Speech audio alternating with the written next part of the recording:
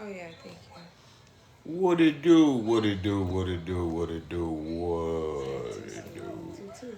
Check, check, check. Microphone check. 1, 2. Who is this? Skip and Shay getting downright ignorant. You already know what's happening. Hey, what's happening? What's good? What's crack-a-lacking? What it is, yo? What's up?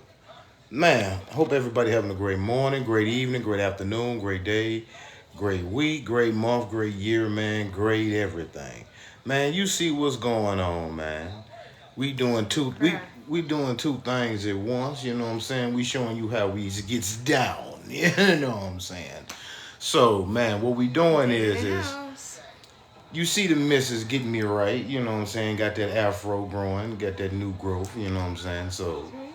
whenever there's new growth, you got to bring order to it. So that's what she's doing, bring a little order to the new growth. And while she's doing that, we're gonna be coming here giving y'all this good midweek message. You know what I'm saying? Now, in case you haven't caught the theme of it, well, matter of fact, before we get into the theme, man, tap it up, man. Let's get these likes up. Let's get these likes up a little, because this information here is gonna be very, very, very, very, very, very informative. Trust me. What I'm, what we finna come over here and tell you, you're gonna be able to take this and use this every day of your life, like for real, for real. So, man, let's go ahead and let's get these likes up. Let's get these likes up. We want everybody named Mama in here. You know what I'm saying?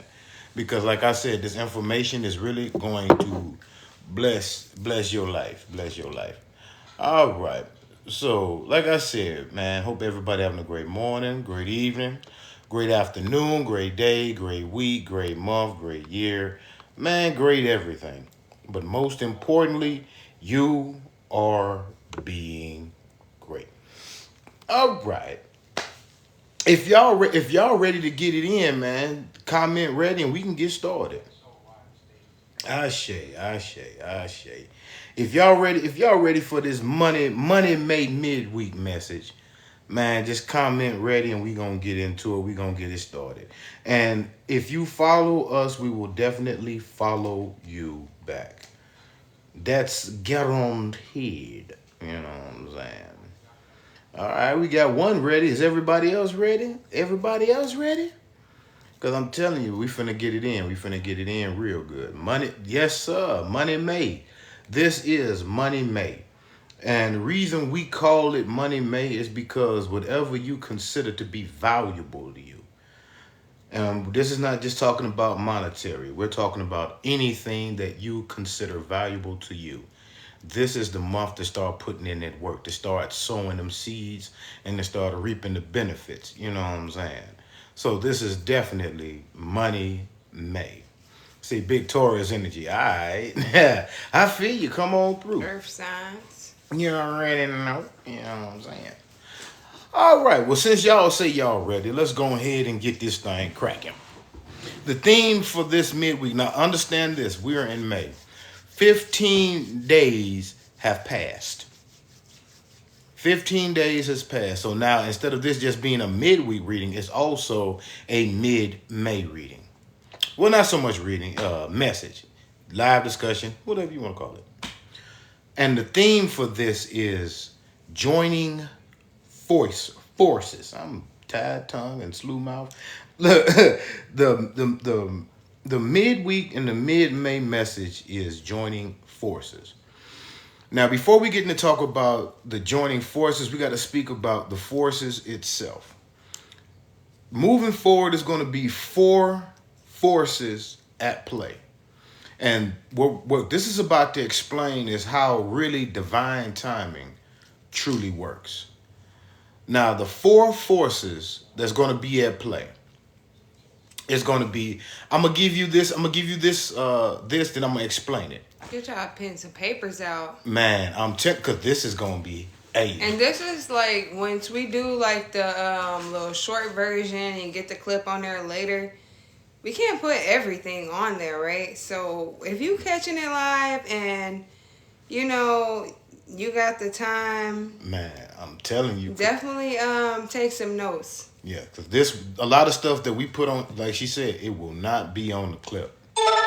message, it will not be on the clip. So that's why we tell you live experience is the best experience, because you get you get so many gems that others won't be privileged to. You know what I'm saying?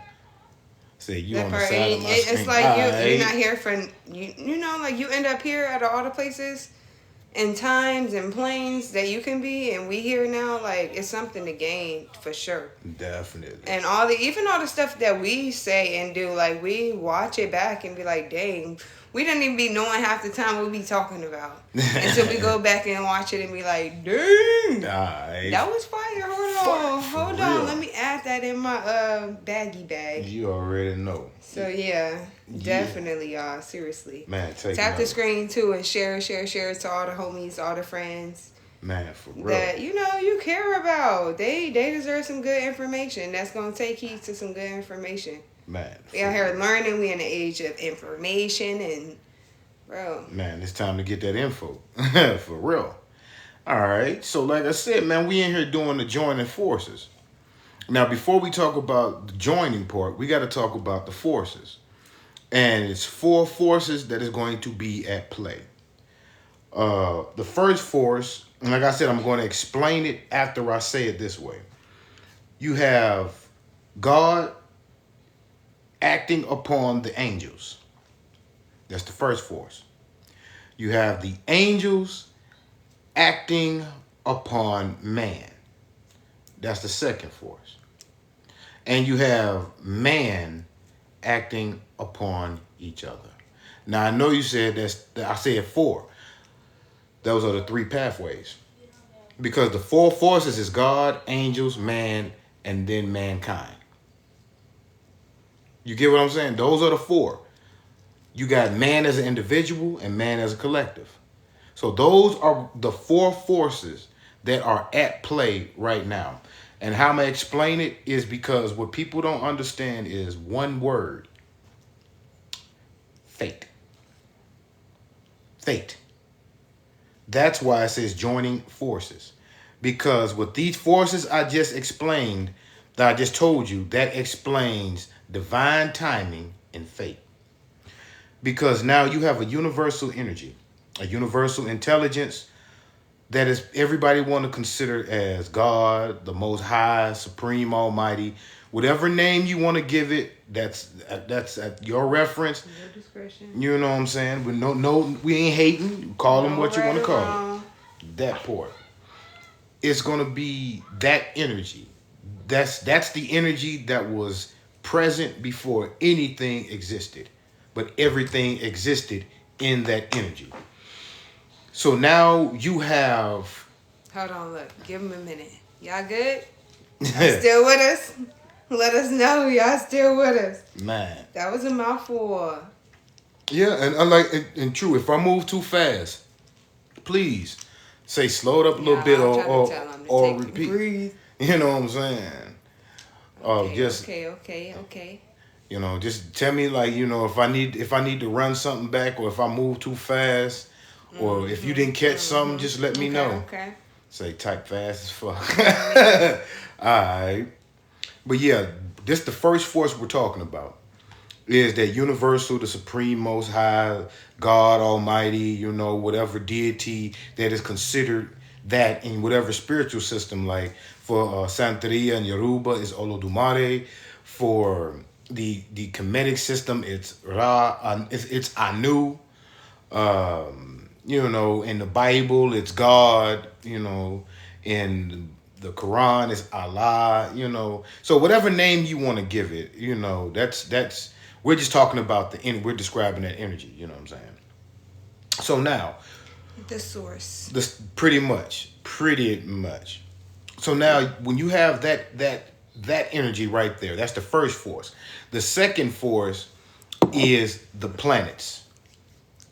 The planets. Now, when we talk about angels, this is where it may get a little heavy, so I'm going to try to break it down as much as possible. Yeah.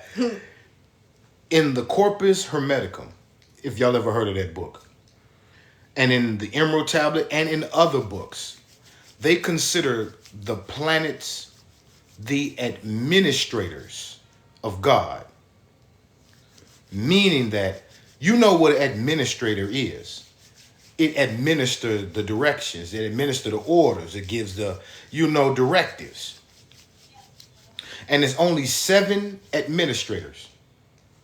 And back then, they were only considering 7 planets that was administers to planet Earth.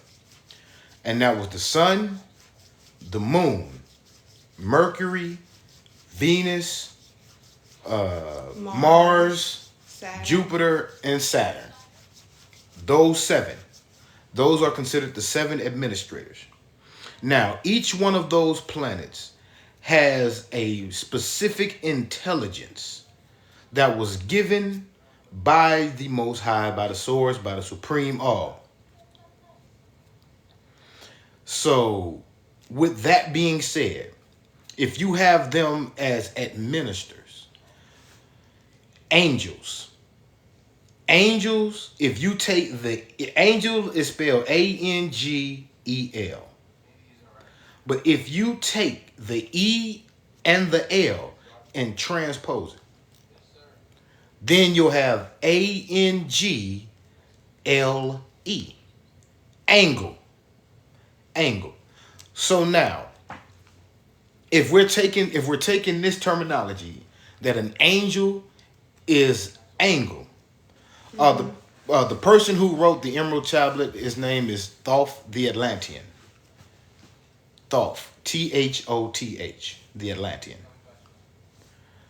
So now, if we look at angel really being angle,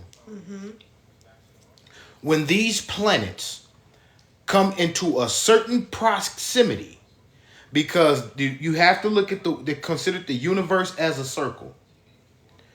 And that's why you have 360 degrees, because each degree is really an angle. So now, if you're looking at the sun being the central point and everything is in evolution, evolving and revolving around the sun, those things are in alignment with one another at a certain angle. Yes, this is the science of God. That's why you cannot talk about God in only theology.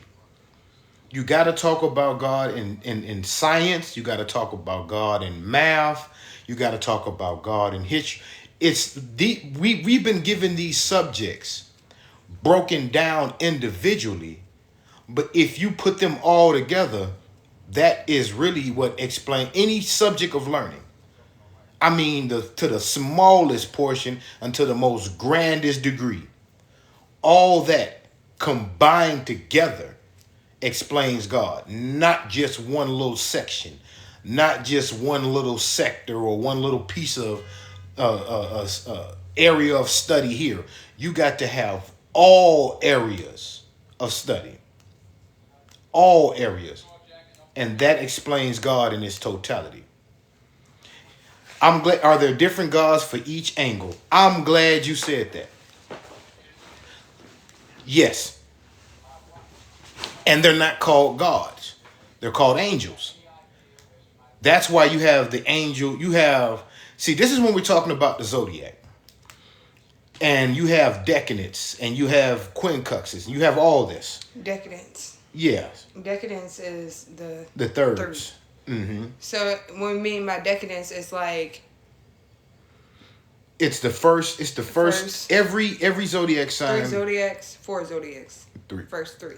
It's the first 3. The first 10 degree is you got the first 10th, the second 10th, and the third 10th.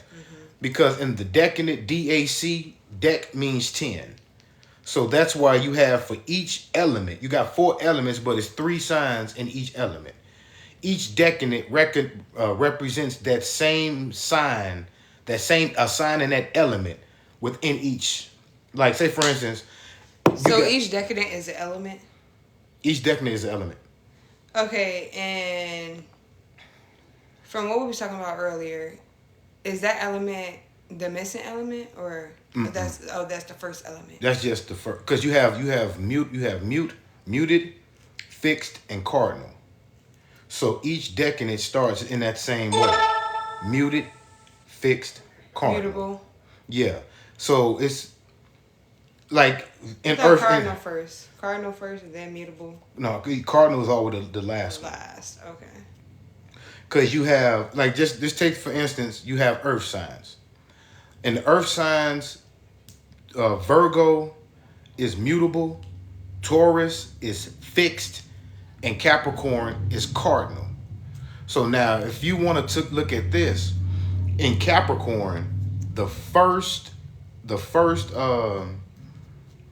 decadent would be Virgo. So you can, if you're born in like the first 10 degrees of the sign, that's where you start getting these degrees.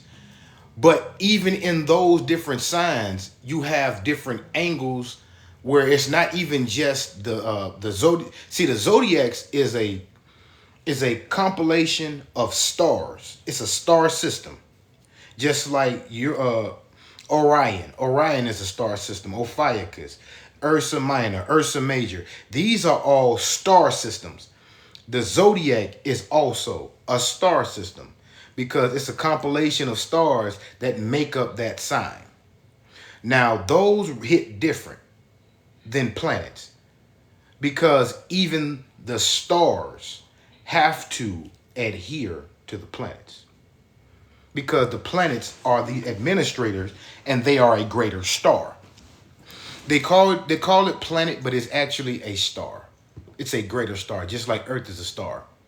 Because if you look at certain pictures that's taken of Earth from outer space, the energy off of Earth, you can see, that's how you can see the blues and the green. The planet is illuminating.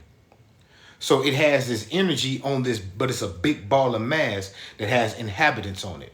So by it having inhabitants and the mass size of it, it called planet. So now if you're looking at it, the reason I know I'm probably saying a lot, but it's all making sense. The reason it's called a planet is because that comes from an Egyptian terminology. Because you have plain T, plain, then the letter T. In comedics, when you have the letter T, that represents a feminine principle. So that means that each planet holds a feminine principle on this universal plane. And by being a feminine principle, that means it's able to give life. It's able to give life. Say, do the planets work as a council or do they report to a higher power? The planets report to a higher power and they are the council to the higher power. And what I mean by council is they're not counseling the higher power. They are the council of the higher power because they are under the directives of the higher power. That's why you don't have to tell the sun when to set and when to rise, which is really not setting and rising. It's just the earth on this axis rotating. That's all. So it's visible on one side when it's not visible on the other. But the sun is not rising and falling. No. But nobody has to tell the sun or the moon or earth to do what it needs to do. It's already gotten this directive from the moment it was created. The higher power is... Oh, who created this earth? Oh, cool. I'm glad y'all took. They give that terminology to God. The term of who created all, they call it God. But actuality, God is not a being. It's not a person. It's not a person at all. Now, they want to say that a lot of things were created by extraterrestrial life force, alien life forms. It's still something that created them. We're talking about the original creator of everything. You can say the Big Bang Theory created planet Earth, but it was something that created that mass. If you want to put it, I'm telling you, it's something that created those balls of mass that collided into each other, that had that big bang and created. It's the original essence that is creating everything. And that same principle and right, you can't see it because it's an energy. It's an energy, it's an intellect, it's an intelligence. That everything that is inside of this energy, every molecule, every atom, every whatever it is inside of it. And for things to be created, each molecule, each atom has to have a certain degree of intelligence so they can understand the directive of why they're here.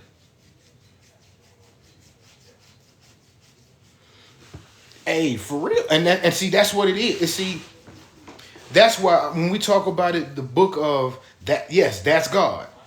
God, everything was inside of God, because before things were created, in that energy, in that essence, it said it was in the beginning, it was complete darkness.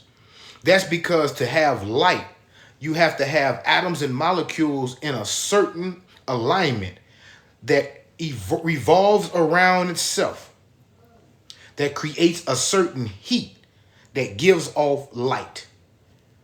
So now you have to think in this essence, you have an infinite energy, an infinite spirit, or an infinite source that has not given anything its directives, its directions, or its orders yet.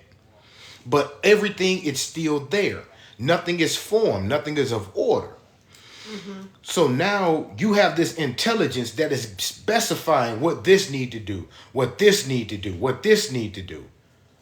And then it starts aligning because now it has that intelligence because of the directive it was given by the all-powerful infinite source. And that's why when you start seeing things coming together, it starts to form solid matter. Solid matter. You know what I'm saying? Oh, I'm missing questions. I'm sorry. Said, but it's a lot of different gods that claim to be God. And that's because God is not a reference for the Most High. That is not a reference that's to be made for the Most High.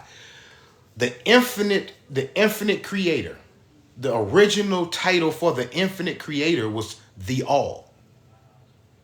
Because the infinite creator was everything. Everything was in the creator. The creator created everything. And there's nothing outside that created it. So that's why it was considered the all. The term God and demigod and all this were for humans. Because the definition of God means to invoke. And humans are the only creatures that is able to invoke the Most High, meaning channel it, meaning harness it. You know what I'm saying? Because for one reason alone, how you have invoked, harnessed, and channeled the energy of the Most High is that you're in existence. You are in existence. So through consciousness. That part. Say God, the supreme or ultimate reality, such as the being perfect in power, wisdom. You're looking at, I know exactly where you come. You're looking at the Webster's Dictionary version. But when you start looking at definitions, you got to go to the etymology of it. That means the original inception of that word. Because now you have words, true indeed, don't get me wrong, that is the definition. But you have words that definitions have changed over centuries. That is, it will still keep its original meaning. But you have, in the English language, you have multiple words that have multiple meanings. If you want the true essence of that word, you got to look at not only the definition, but the etymology. And when you go to the etymology of the word God, it means to invoke. They say, what about UFOs and spaceships? I mean, that's still like us. It's still created. UFOs were created by a higher power too. just like everything. So hold on, is the Most High not the all? Yes, yes, that's the all. But like I said, when you get caught up in terminology such as God, and then you say, well, there is many gods. Yes, there are many gods. To be honest with you, there are 48 billion gods on planet Earth. 48 billion gods on planet Earth. And the reason why and that sounds crazy because not all 48 billion know they're gods. You are considered, on earth, you are considered mortal gods because you have the authority over everything that is created on planet Earth. So that's other than man. Other than man, other than another person.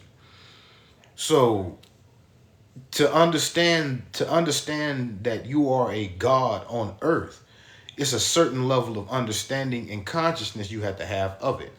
But without that consciousness, knowing that you are a God on earth, you're only a mere human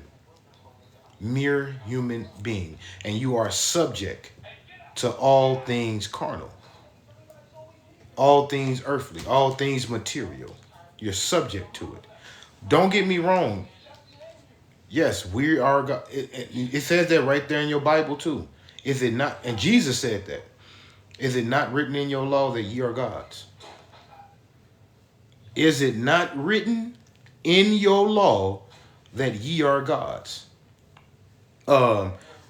It's what verse? What chapter and verse is that, babe? I'll put that up, but I got to keep talking about the forces. But I can't. I think it's in what? I'll put it like this. Revelations. It can. I don't think it's around Revelations. Let me look it up. Oh well. It's all good. Yeah, we'll catch. Oh, the laptop. You got it? All right, but see, that's the thing about it is nobody's gonna be Jesus. Nobody ever will be. Nobody should try to be, because that's not your job. Jesus' purposes is Jesus' purposes. But see, the thing about that is we give too much. We give too much responsibility to Jesus that we dismiss of our own. Because even Jesus told you, if like you said, you want to talk about Jesus, even Jesus said, things that I have done, ye can do also and more. So, and if we look at it, if we really do look at it, Jesus is telling you, you can do what I can do and even more. So what's stopping you from doing? And you have to really ask yourself that. What really stops you from doing? Because if you keep calling on Jesus, and Jesus is telling you, things I have done, you can do also and more. Only thing it's telling you when you gonna do. When you gonna do. You know what I'm saying? So let me look up here real quick. I can find that verse.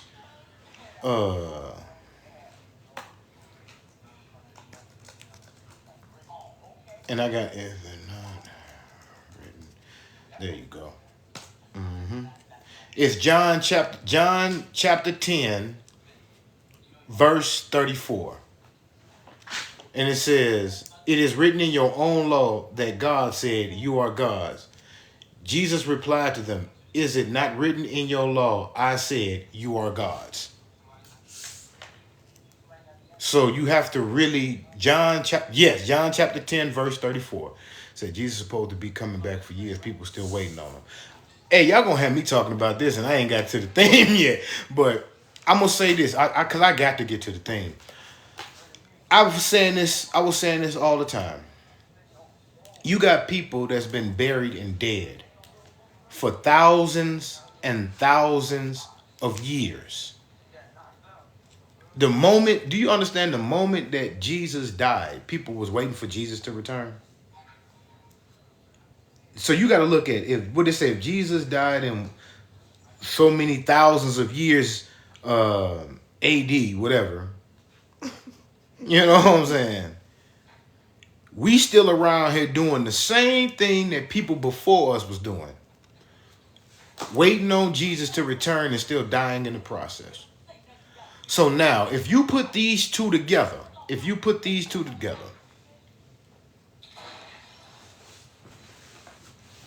it's telling you that things I have done, you can do also and more, and we're looking in history that since the day Jesus died, allegorically, in the Bible, people have been waiting for Jesus to return for thousands and thousands of years. That should be a wake-up call. That should be a wake-up call.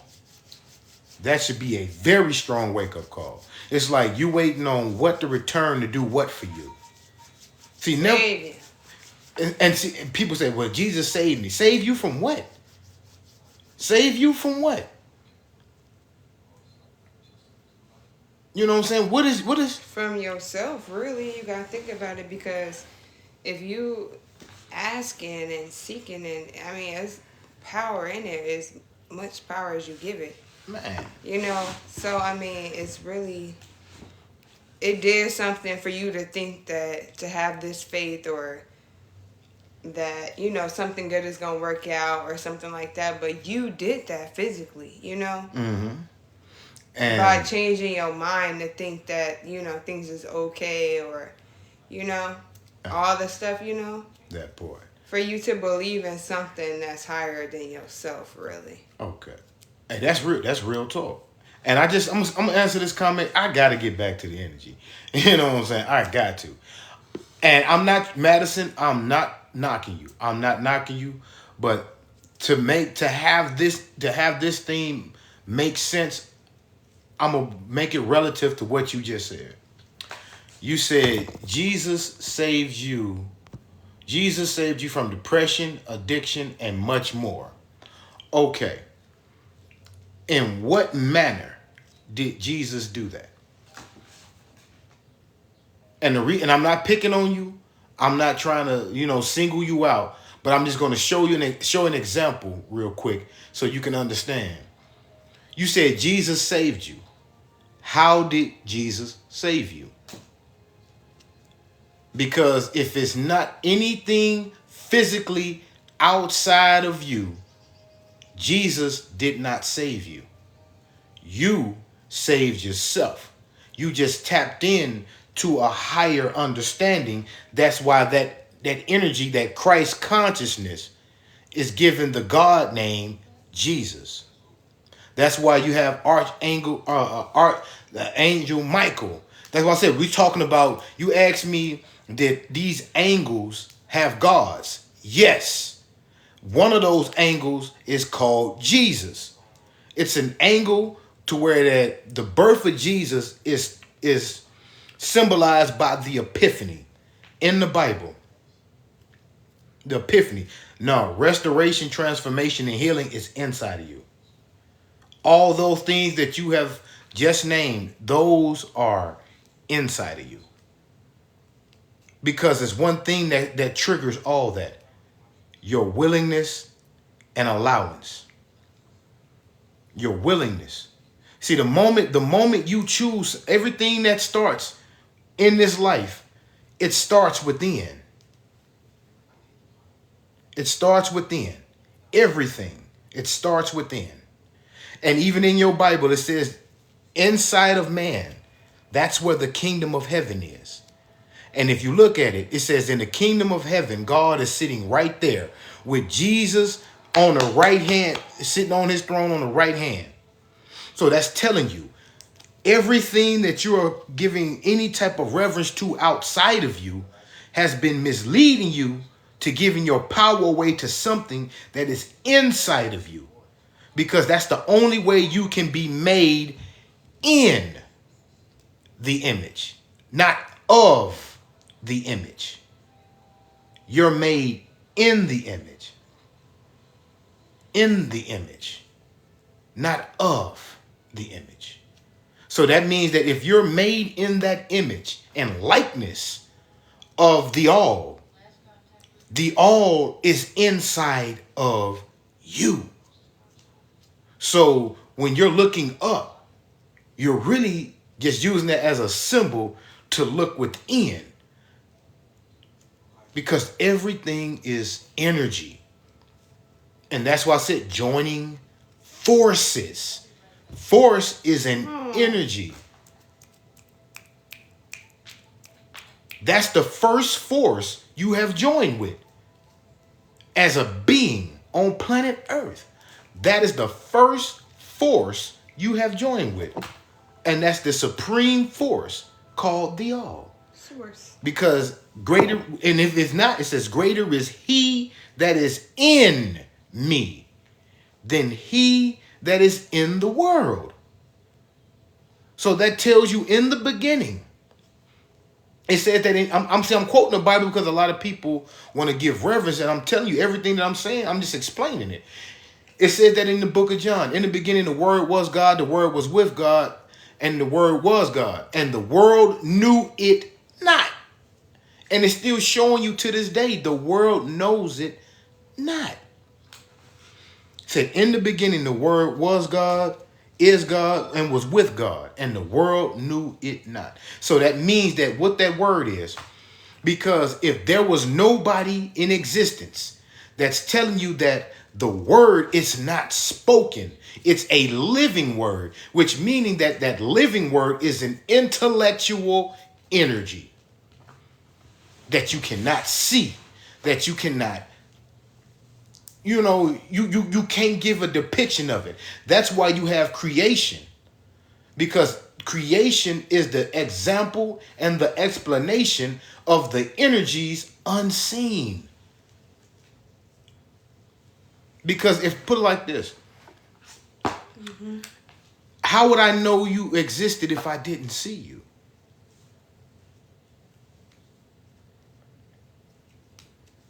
You know what I'm saying?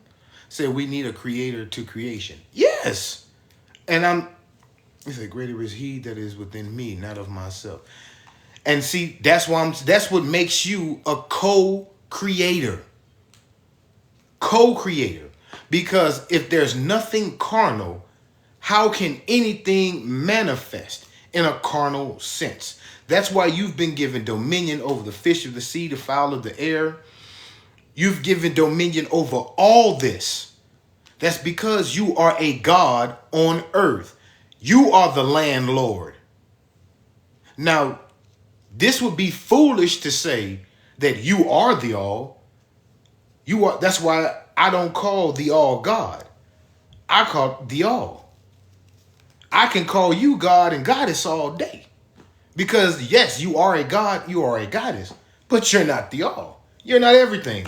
You can't be everywhere at one time. Name one thing in solid form that can be everywhere at one time. That should tell you that it's an intelligence, it's a spirit, it's an energy, because that's the only thing that can be everywhere at one time. Yes, you are. Yes, you are. What? I'm trying to help you, Madison. I'm not going against it. I'm trying to empower you. Because the more you keep thinking that you are not, the more you keep weakening yourself. The more you keep weakening yourself. Yes, you are God. The all. See, the thing about it, we're looking at terminology. The all is all powerful, all present, all knowing. God isn't. God isn't. That's why the all supersedes the term God. God is not meant for the all. God was meant for the co-created. God is not the term used. God is not the term used for the all. God is the term used for me and you. But the more we don't recognize we are gods, we're subject to be mere human. And that's why you find yourself in a servitude mentality. Instead of you knowing that you are a co-creator, I make you feel subpar to be human. Now you're looking for a God to be over you. Not recognizing you have been given the authority to be God over planet Earth. But you keep asking somebody who told you already, did his job, so to speak, to do your job too. You don't pray to a higher power. See, that's what I'm saying. God means to invoke. So you don't pray to a power and asking a power to do this, that, and the third. Look at power like this. You got an outlet and you got a plug. Do you ask the outlet to tell the plug to hop in it? No. If you want some power to go into whatever on the other end of that plug, you take that plug and you stick it in the socket, because you know in that socket is the power you need that will send power through that plug to give energy to whatever you're trying to power up. So you don't pray, you plug in. That's why you're called God, because you have that power to invoke, which means plug in, channel that energy and make it power what you want it to power. See, the thing about that is look at this. You being a God on earth, you the plug, because you can tap in directly to the source. You are the plug. Yo. You the plug. Tell me again. Why? That's what I'm saying. You are God. You are goddess. Because you have that same power in human form. You just don't have all power. That's the difference. That is the difference. That's why I say we got to stop calling the all God, because we're getting confused. We got to start recognizing we are the gods. We are the goddesses. We are the gods and we are the goddesses. You know what I'm saying? So once you recognize that, you'll stop subjecting your power to something outside of you that's only going to do the same thing that you can do. And more. You know what I'm saying? Definitely. So that's why I said in. It's an in. So now, as we talking about joining forces, once you understand that's the first force that had joined with you, the first force that has joined with you was the spirit of the all being made manifest within you. Oh, this here is the goat head. The goat head. She said, I'm going to send my mama to you when the time is right. She's not ready at all. And that's cool. You know what I'm saying? It's a lot to process. It really is. It's a lot. And that's why I said if I move. Especially when it's not willing. Like seeking, like somebody self-seeking. Yeah. And that's why you have to really want to know this stuff. You do. You can't just stumble across and it sound good. It got to be something that's in you that really wants to tap in. Understand. Yeah.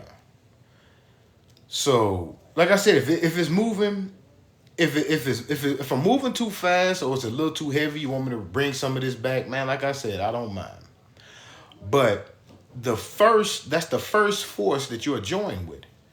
Now, right, wanting the truth is the best. It's always the best motive.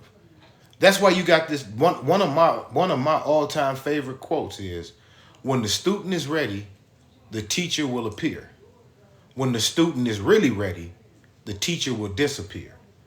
Meaning that you'll know when it's time for you to grow and evolve, because now you have that eagerness to be a student.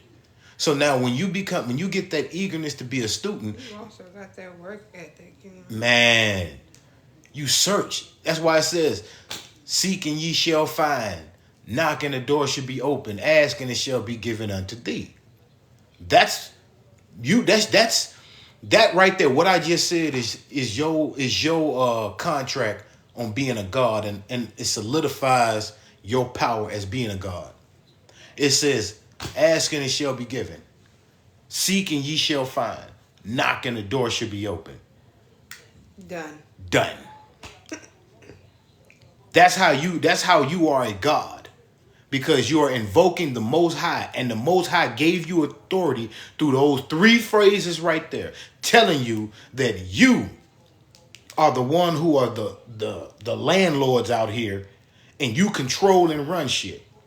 I created this, but I'm giving you authority over it. So all you need to do is ask and it'll be given. Knock and the door be open. Seek and you'll find it. And that's so simple. That part. Thank you. God is the invocation of the Most High, of the All. And there's only one entity on planet Earth that can do that. And that's me and you. No animal can invoke God. No insect, no plant, no air, no water, none of that. They cannot invoke God. Only we can. And not even a planet or an angle. That's why even what it said, if you read in your Bible, it tells you man was created above angels. Because you have one thing that angels don't. Free will and choice. An angel has to adhere at all times, even a demon. And I'm glad people talking about demons on here, because people don't understand. Man gave that word demon a negative connotation. The etymology of the word demon comes from daemon, Daemon, and it only means spirit. It never meant nothing negative. We gave daemon a negative talk when we started calling it demonic. But if you look at it, if you go back to the origins and the etymology of demon, everything in existence is demonic. Because the etymology of demon is daemon. Same with voodoo. Voodoo means spirit. But we always want to make you afraid of it. They put a negative spin and some fear attached to it so you don't touch it. So then it tells you in the Bible, if whom shall thou fear? Why are you fearing? When you start recognizing that this fear was created just as faith was. Come on, man. Oh yeah, we got it right here. If you look at tarot, and say, now I mean, let's really look at it. I have to check that out. Exactly, my grandma used it all the time, but for good use. Exactly. That's because if you're using it for of a good use, that means you're using it of a higher order. See, that's why you say joining forces. Because now, if you know that the all is called tarot, I'll definitely watch that. Just to see what it's talking about, I'll definitely watch it. But if you know that the all joined forces with you, meaning that the all joined forces with matter and created a being that created you. That's the first joining of forces. The all and matter. So that's why when they say, well, Black Lives Matter, all lives matter, everything matters. You know what I'm saying? Everything matters. You know, that's why I don't go into all, like when you start looking at things in this type of matter, you don't break shit down like that. Everything matters. Everything that is in existence. Because if you understand the root word matter, Understand what matter is. that means something that has solidified. Something solidified. So if it hasn't solidified, it does not matter. Y'all get what I'm saying? Matter. Exactly. That's why everything matters. Yes, even dark matter. Everything matters. But if it cannot be solidified, it's not matter. That's why energy is not matter. Energy doesn't matter until it solidifies. The energy is very important. Energy is very important. But if energy does not solidify itself, if that power does not solidify itself, it does not matter. So think about it. If you did not exist, God would not. Did y'all catch that? Let me run that back one more time. If you did not exist, God would not matter. In all essence of the word. Take it that deep. Take it that deep. And if God didn't exist, well, we're looking at the all. If the all did not exist, you would not matter. Take it. This is the standpoint that all of us need to be moving forward. The all would not matter if we didn't exist. And if the all didn't exist, we would not matter. That's why you are the co-creators. That's why you can say you are a child of God. That's why you can put yourself in that same position, in that same boat. So it's sad people like us don't get the views to move the nation. It's all good because, see, the thing about that is I'm not gonna say it's a certain. It ain't for everybody. It's just not for everybody. It's a time and a place. That's all right. Yeah, and if everybody woke up at the same time, then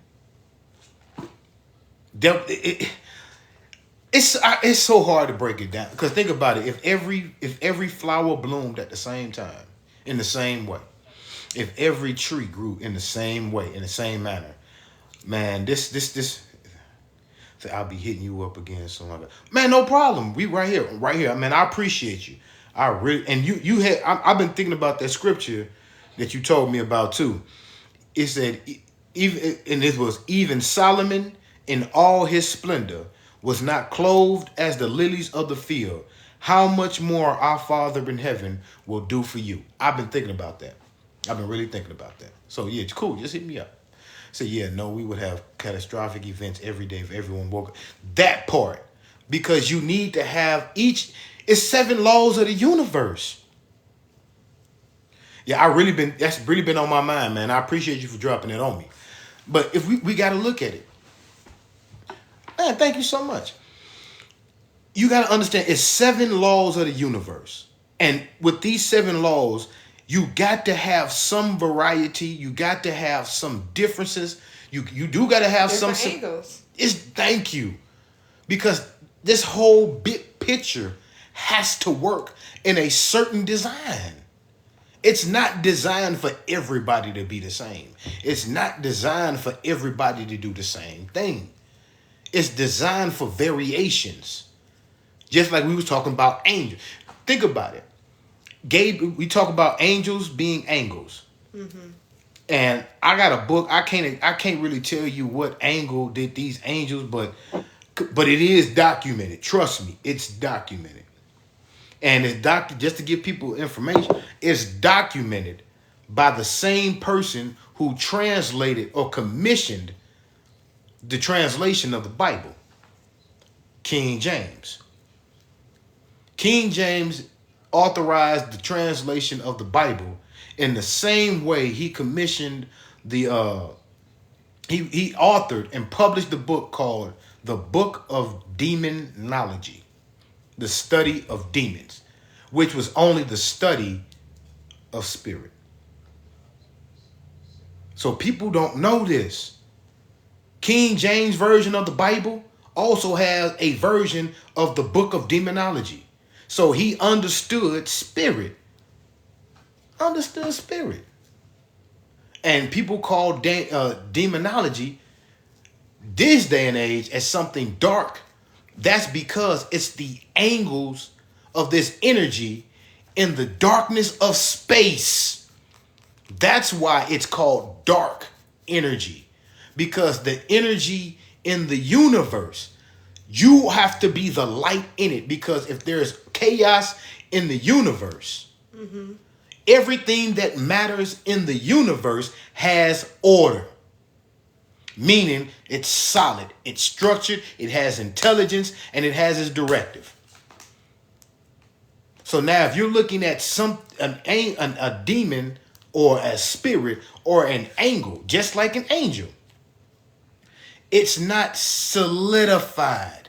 It's not turned into solvent. You know what I mean? It's not. See, that's why people, when we talk about matter. Into matter. Into matter. You know what I'm saying? So that's why a lot of people, when you start talking about different things, like I'm glad you asked me about this. You know, we're talking about the goat. Now, when you see this, people always want to consider the goat as the devil. As the devil. But you got to understand, this goat represents something totally different. Now, you hear people talk about Baphomet. Now, when you talk about Baphomet, that is greatest of all. Man, when I call it goat, I call it God of all time. And it's a reason for that. The goat, God of all time. I label myself that. Everybody want to be great, but it's a reason why I call it God of all time, because of who I study under, Hermes Trismegistus. But when you look at Baphomet, you have two fingers pointed up and two fingers pointed down. On each one of its on the arm, it has coagular solvent. Now, people don't get this. And I'm breaking down Baphomet because this is also explaining joining of forces. Coagular on the two fingers going up. That means liquid. So you got it going up. That's why they tell you, ask scientists. They'll tell you the universe is made of gases and liquid. And it's an energy inside of that. That's why they tell you fire was birthed from water. Because in the universe, it's the energy inside those liquids and gas. It's nothing solvent yet. It wasn't until it breaks in and gets order and comes into a material sense that it turns into solvent. That's why you have it down. That's why when you have the as above, so below, you are the solvent of the coagula. That part. So that's why you are made in the image and likeness. Because you are the seen version of the unseen. And that's why I try to tell people, you got to understand that this is the first force that you was joined with, and that is the greatest force to be joined with. Because if you were not joined with it, you would not have life. You wouldn't have life. You would not have life. So now, understanding that, you got to understand that the all's capability is infinite. And you have to trust in this type of infinite intelligence to not only work through you, but also work on your behalf. Now remember, we're still talking about money made. And we're talking about being successful at whatever we set out to do. Mm-hmm. What is more successful than the source itself? Let me know. Let me know one. Say that was powerful. Hey, I'm just being real. Let me know one thing that is more successful than the all. And I can tell you how it's not. Because if it wasn't for the all, whatever success you thought you got, you wouldn't have. So we got to understand the all is the most successful entity, energy, whatever you want to call it, known to all civilizations, dimensions, whatever you want to call it. That is the most successful entity of all lifetimes. So how can you not be successful? The all is the most successful because off of one thing and one thing alone, it never fails. Never. Never fails. Think about that. You are connected to an energy that never fails. Yes, we fail. Yes, we falter, but do we really? You're connected with an energy. You have joined forces with an energy that never fails. That never fails. And you don't want to call yourself a God? To recognize that the all has empowered you to be of authority on this planet Earth? You don't want to be a goddess? To accept the responsibility that come with that? To be a beacon, an example of the all in the flesh? You know? It's why I was able to get over worry and failure, because I'm always that part. Think about it. You are always connected. You are always connected to a source, the all, whatever the case may be, that will never fail.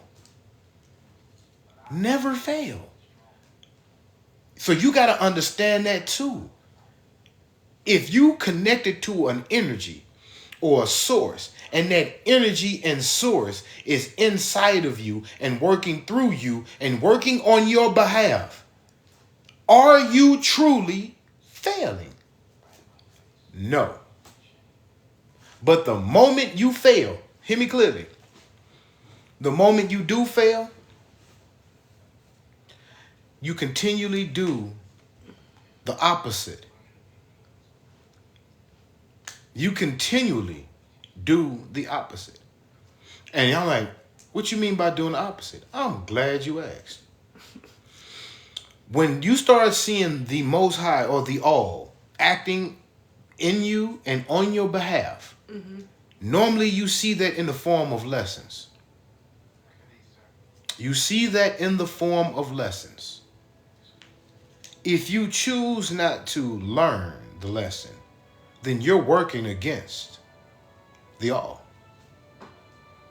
You're working against the universal forces. You're working against all that is designed to work for you, because you choose not to recognize how this is actually teaching you something to benefit you in the ways that you wanted to, because this is something that you invoked.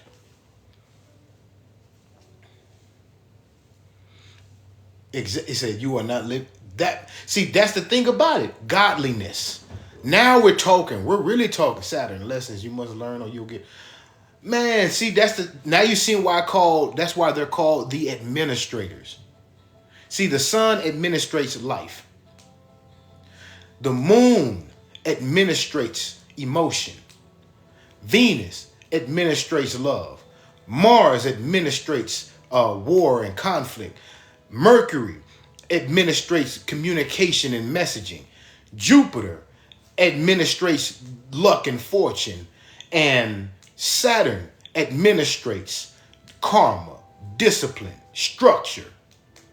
So these are administrators. Because if you don't understand that, then it's going to keep teaching you. Especially, that's why people gave reverence to Saturn as being an ultimate. At one point, people considered Saturn to be God. All because it says, think about it like this.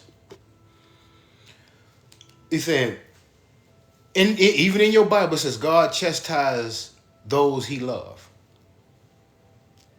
It said we are meant for greatness, but the mother puts you through challenges so you'll be ready. Exactly. Every planet is feminine. Every. Remember we just talked about earlier. Plain T. Sun is masculine. In principle. Oh, okay. And in accordance to, if you're looking at theosophy, all the planets are feminine because the Most High would be its masculine. You see what I'm saying? Mm-hmm. It's something that it was in I just put it like this in accordance to the planets towards us. Yes, each planet has its own feminine principle and in relationship with the Most High, with the source. Yeah, but in relationship to the source, in this plane, all these planets is feminine because it's giving birth to the Most High's directives. It's doing the work, and what people didn't recognize is that was fire. That was fire. Man, hey, we getting it in. So now, if you look at it, people think about it. This is why I like to tell people, you stop calling people, when you, like, we're looking at, like, you call your lady or your daughter or a little girl, oh, that's my angel. Do you know angels are not women? Angels are not women. Angels are not men. They're androgynous. Because energy has both masculine and feminine. Both masculine and feminine. Even you. The only thing that makes you male or female is because of your genitalia. That's it. You being masculine and feminine has nothing to do with what genitalia you got. Why you hear people talking about we got a bunch of feminine males and masculine women. Because that's the principle you choose to operate in. But in actuality, every man, woman, child, plant, animal, whatever, has both. It's a principle. Energy would not flow as it need to if it did not have both. That's how they created the car battery. The negative and the positive with the ground. You have they call it the negative, the feminine energy, the positive, the masculine energy, and the ground. Do you know that that's how you are operating in your energy alone? You have masculine energy and feminine energy that is functioning through ground, your body. That's the earth. It shows you how energy works. You got to have both. And it exists on all planes. These is one of the 7 universal laws. You can't refute it. You can't. So that's why I say look at the joining of forces. Look at all these forces we're talking about that's joining together to do what? Work on your behalf. That's it. That's all. It's working for you. And think about it. Hold on. We need to get in contact. Man, no problem at all. I'm gonna read something in here. And I wanted to share this because this will explain it. Hold on, let me see right quick. Oh damn, my bad. No, it's okay, baby. Here we go. We gonna go to Job. And the reason I know I've been taking a lot of stuff from Job, but we got to talk about this. Go to Job, and I'm gonna read from it's gonna be from chapter 37, starting at verse 5. It said, "My name is Christian Cyrus for those that oppress us." Ready. Hey, I feel you, player. Said, how much you learning? I'm learning something. Hey, I'm glad y'all are. I'm glad y'all really are. Yeah, we really got see all this got to be talked about. Because if we don't talk about this, man, look how much, And if you notice, I have spoken through religion and spirituality to not knock anything, but to actually empower you. This is how it's supposed to be done. This is truly how it's supposed to be done. That's why I said you just can't look at theology. You just can't look at theosophy, philosophy, psychology, science, math. You got to put all this together to explain God in its fullness. Not one area of study explains it. Because if you put it in one area of study, you have just put God in a box. How can you do that? It's like putting God in a box. It's like putting air in it. Can you seal air in a box? Because what happens when you seal air in a box? It becomes stale. You feel what I'm saying? Try to grab. Can you control air in your hand? No. So we got to stop putting God in a box. And hear what I'm saying, God. That's you. Remember I said God is us. We're the ones that can invoke the Most High. So if you looking at anything in a box, it's you being put in there. So the more we keep jumping in this box, the more we keep putting God in a box. In a box. So all religions are to create confusion and separate. They have certain stories you can learn from. I'm going to be honest with you. Religion to the unlearned is controlling. But religion to the learned is wisdom. Religion to the unlearned is controlling. But religion to the learned is only wisdom. See, people read the Bible, but they don't know how to read it. People read the Quran, but they don't know how to read it. They don't know how to read it. Why do you think in the Bible it always tell you, he who have ears, let them hear? It ain't talking about you deaf or nothing like that. It's a certain ear you got to have. And it's not a physical ear. It's the ear, the inner ear of understanding. That's what that ear is talking about. He who have ears, let them hear. Of course, if you got ears, if you're not deaf, you're going to hear some noise. But it's talking about that inner ear, which is called understanding. That's why a lot of people can hear it, but they can't hear it.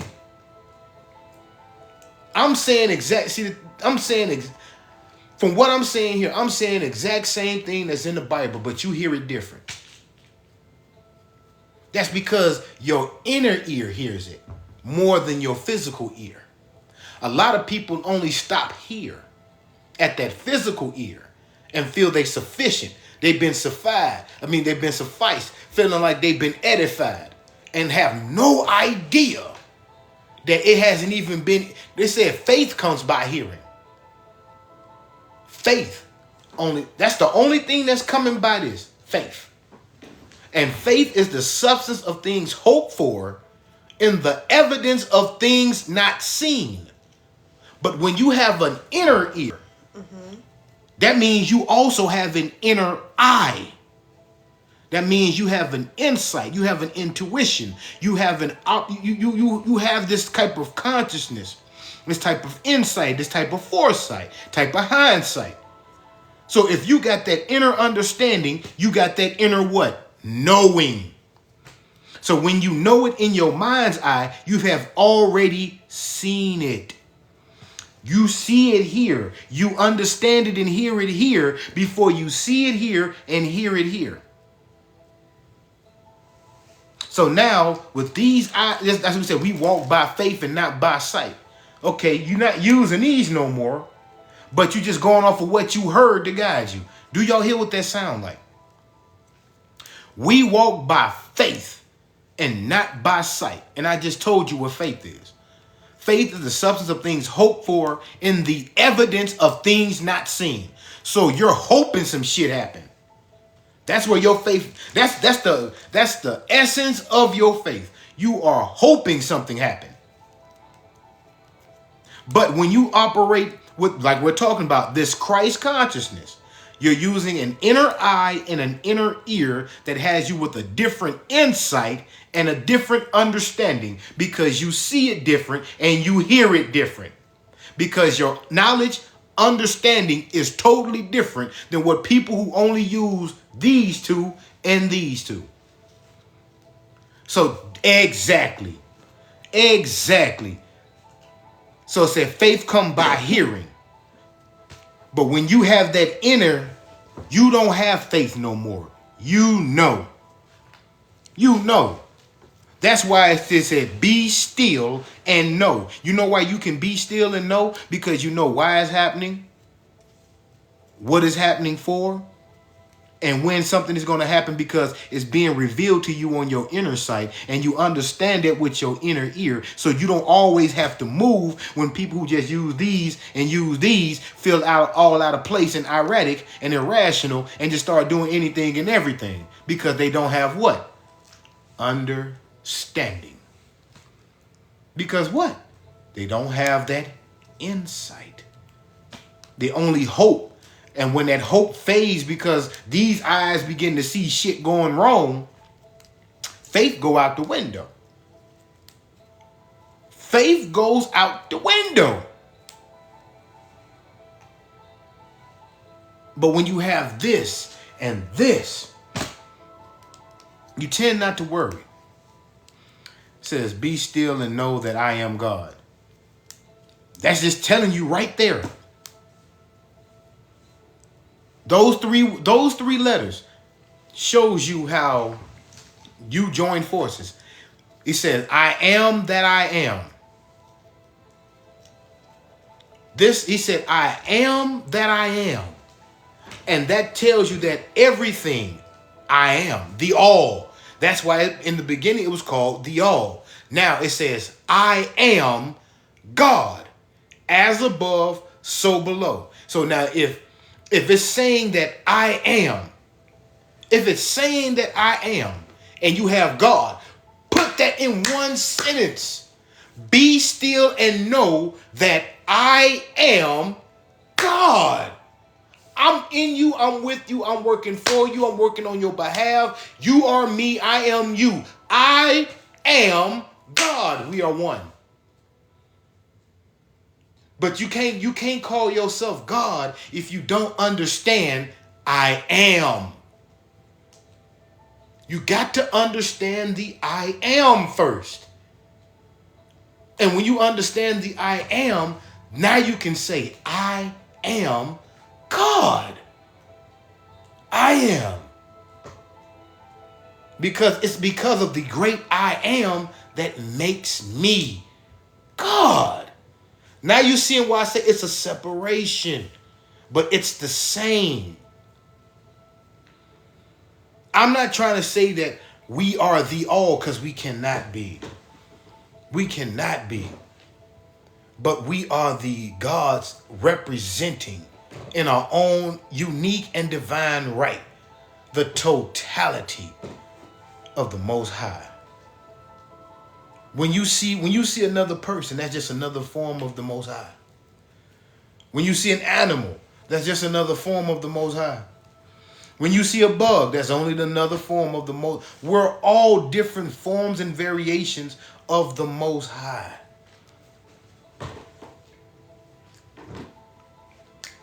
And you got to realize that these forces is working within you, working on you, working around you, working for you. That's why I said you got to understand these forces.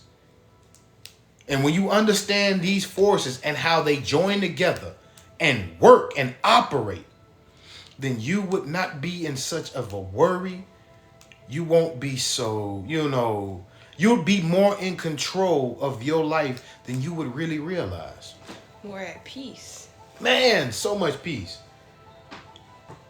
So much. How that feel, baby? It feel great. Look great too. Yes, Lord. And y'all, huh? Mm-hmm. Yeah, it's getting long too. It's getting super long. It really is. Yeah. Appreciate it, baby. Thank you so much. Of course. I was gonna go up and grab some shells. You want some? Yes, please. Yes, please. Shells on them? Mm-hmm. Okay. I'm put like this. It's something on here. I wrote some notes too. Like I said, I don't just come up here and talk out my ass. I do my due diligence. If you can see right here, I've been writing notes. I got notes. I got my books. Man, look. You know what I'm saying?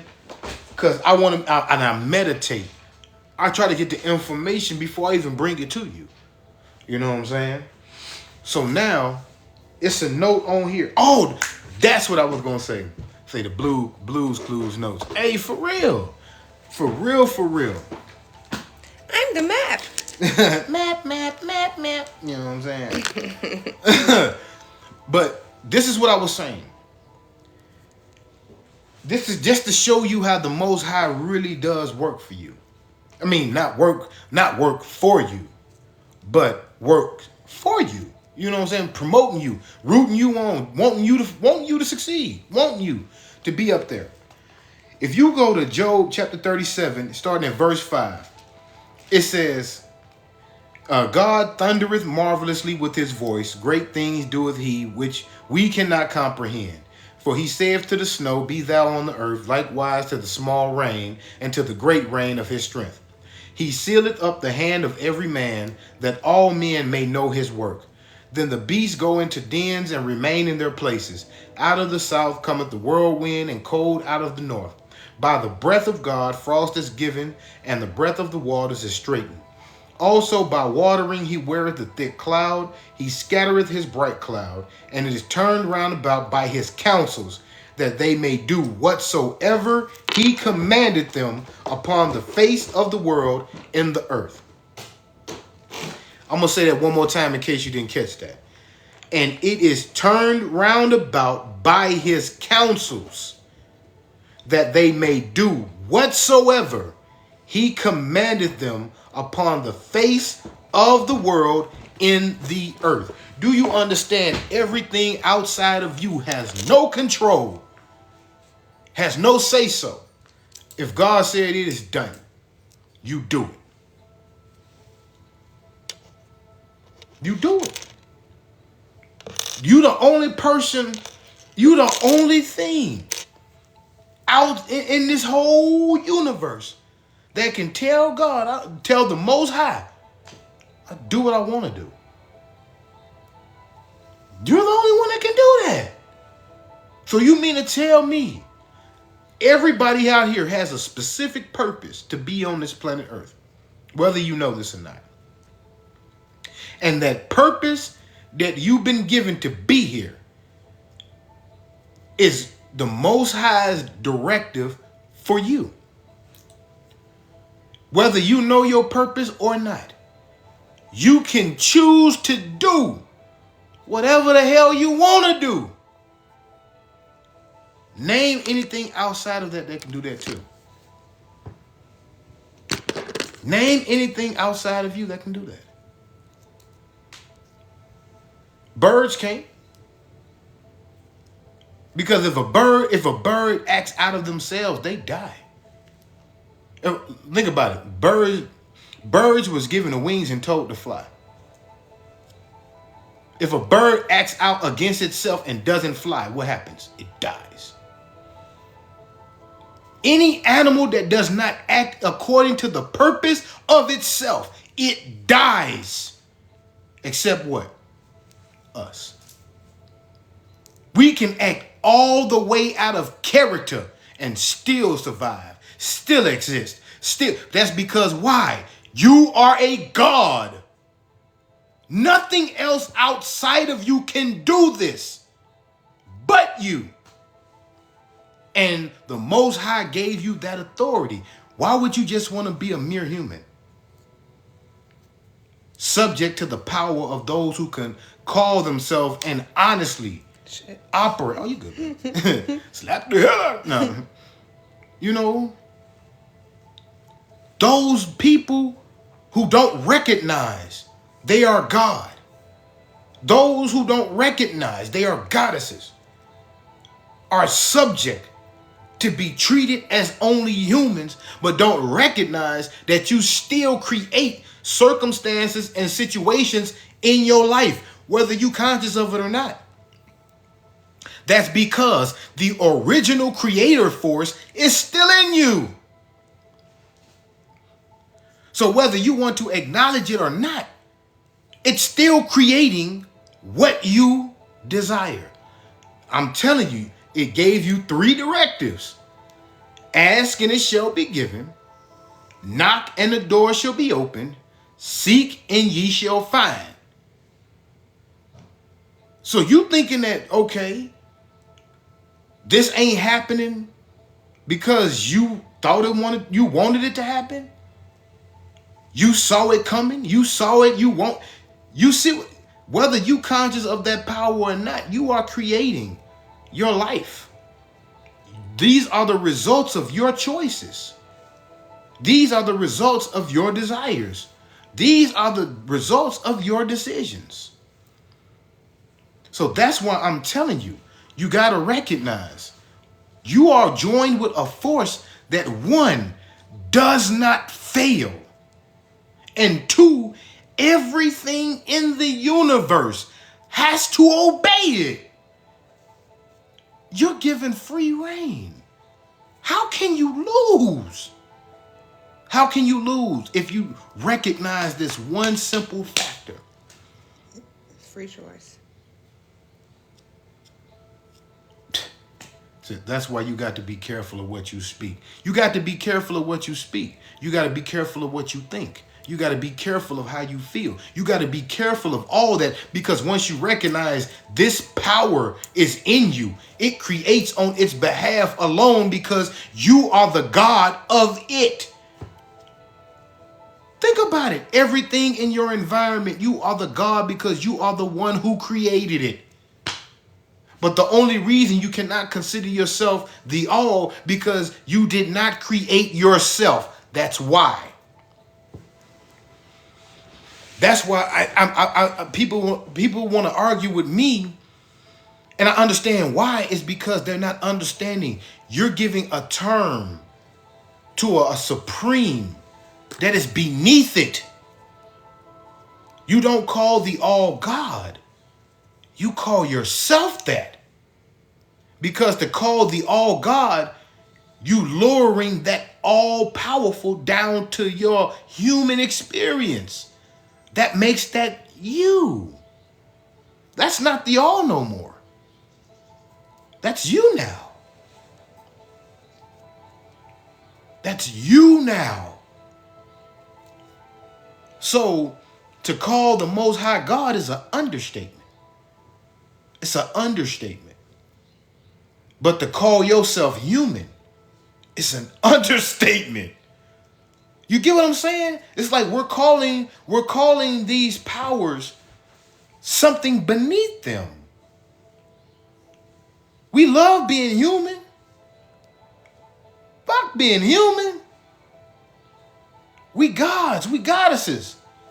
Stop calling each other something that's beneath you. Stop calling the Most High God. That's beneath it. Because you are beneath God. And that's a good position to be in, seeing we're in this carnal world. So now, if you're beneath the Most High, you are a God? Come on. But you don't want to be God, you want to be human. And that's beneath God. Because if you look at God and man in the Bible, man worships God. That's why you have a lot of people subject to the authority of those who operate as God. You see what I'm saying? You don't realize how much you make things your God. Your God. And I know you was talking about different gods and different spiritual systems.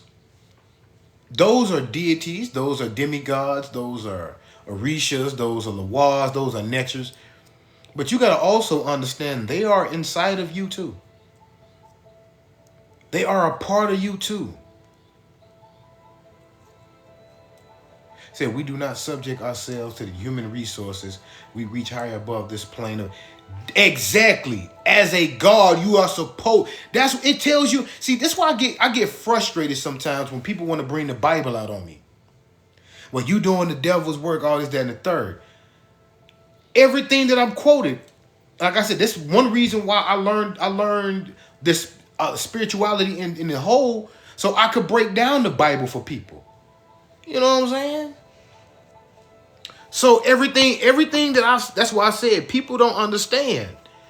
People don't understand that, like I said, if you don't know how to read the Bible, the unlearned gets confused. The unlearned gets controlled. The learned look at it as wisdom. Because they tell you, I look towards the hills, which cometh my help. And you got to look at it. The hills are elevated places. It's telling you, I look towards higher shit. Reach towards that higher mark and calling. You got to reach higher. You got to elevate higher. And people keep thinking, people think I'm lying. You waiting for Jesus to return. If you go back to Revelations, not one time did Jesus say, I'm coming back on earth. Never said that. He said, when it's time for me to return, first it will be a war in heaven. That means you're going to start seeing astrological shit happening. You're going to start, people see, oh, I want to go to heaven. At night, go outside, look up, you'll see the heaven. You'll see heaven. Because heaven only means the stars above. The astrological domicile. Heaven. That's above you right now. He said, before I return, it'll be a war in heaven. And then when he returns, he said, I will rapture you and bring you up and you will meet me where? He didn't say I'm coming back to earth to come get you. He said the dead in Christ shall rise first. Now, that's why I keep telling people we got to look at definitions. The etymology of shit. Dead does not mean the absence of life. Etymology, dead means unconscious. Unconscious. So now that's why you can be living dead. That you have no consciousness of shit. So you are literally a fucking zombie walking. Because you don't use your consciousness. That's what gives you free will and choice. But how would you know what to choose? You're just operating in free will. That makes you a zombie. You're dead. Because you're not conscious of the choices you're making. You're just abusing free will. So he said, the dead in Christ shall rise first. Meaning that the awakening. Those who are unconscious of a higher conscious will rise first. That's why you love to see people in their awakening. Because now you're seeing the dead in Christ rising. They're evolving. They're ascending. And he said, I will meet you in the sky. So what the fuck make you think, you know what I'm saying, that Jesus is coming back down on earth and walk amongst us? I tell people, Jesus is not coming back down.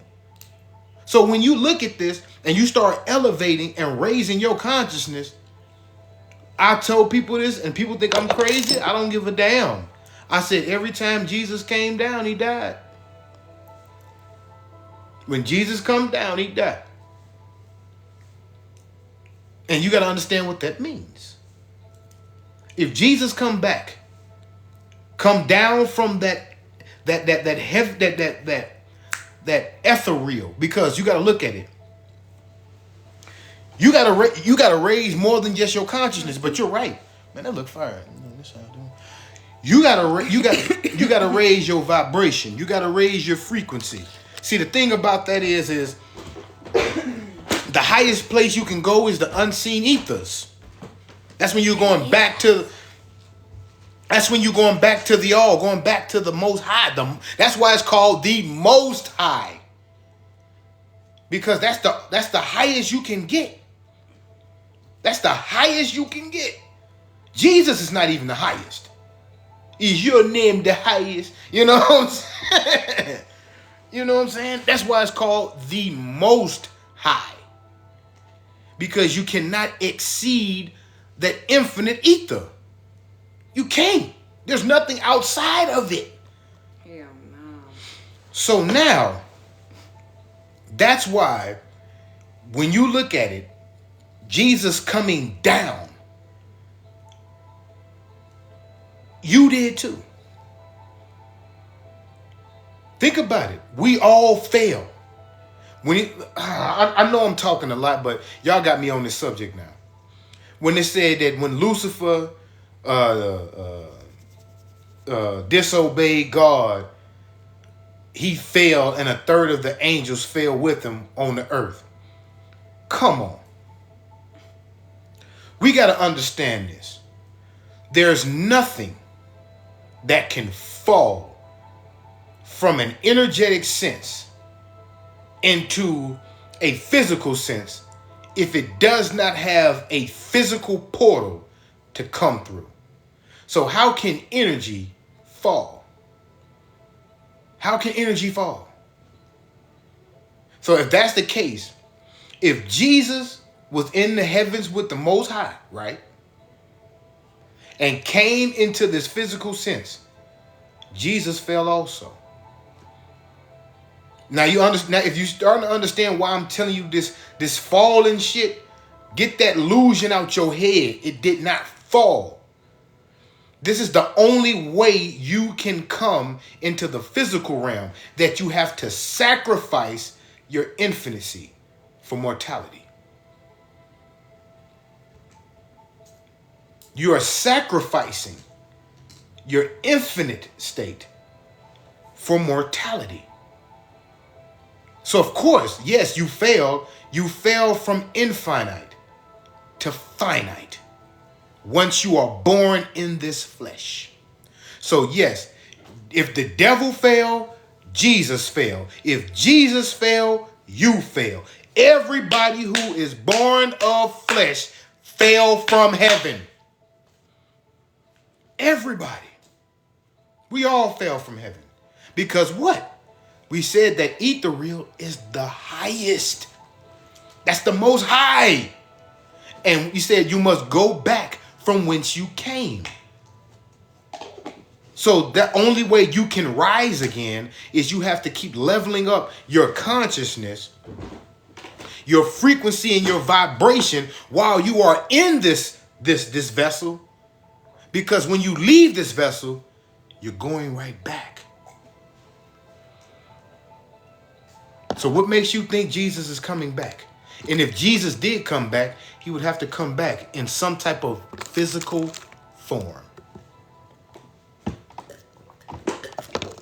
So who's going to give birth to Jesus this time?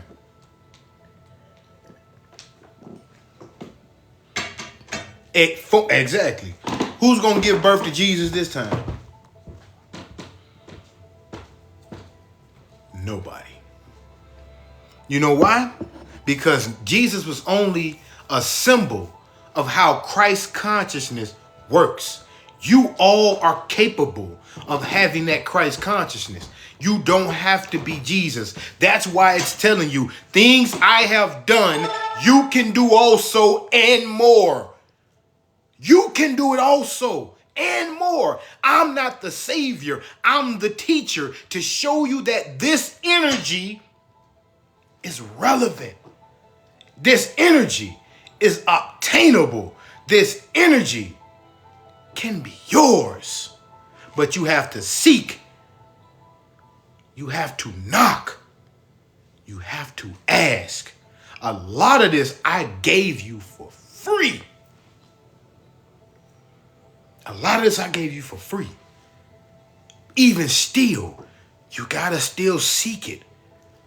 That's why I said people don't know how to read the Bible. They just read the Bible. People don't know how to read the Quran, read the Emerald Tablet. They just read it. You got to really seek these pages, man. You got to really seek that. Man, and I told you, I'm telling you how to manifest. Ask and it shall be given. Ask.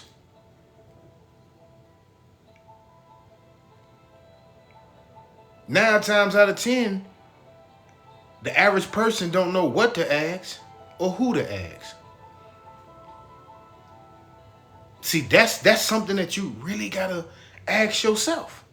And I just gave you the answer. That's something that you gotta ask yourself. Say you have not because you ask not. How much plainer can it get? You have not because you ask not.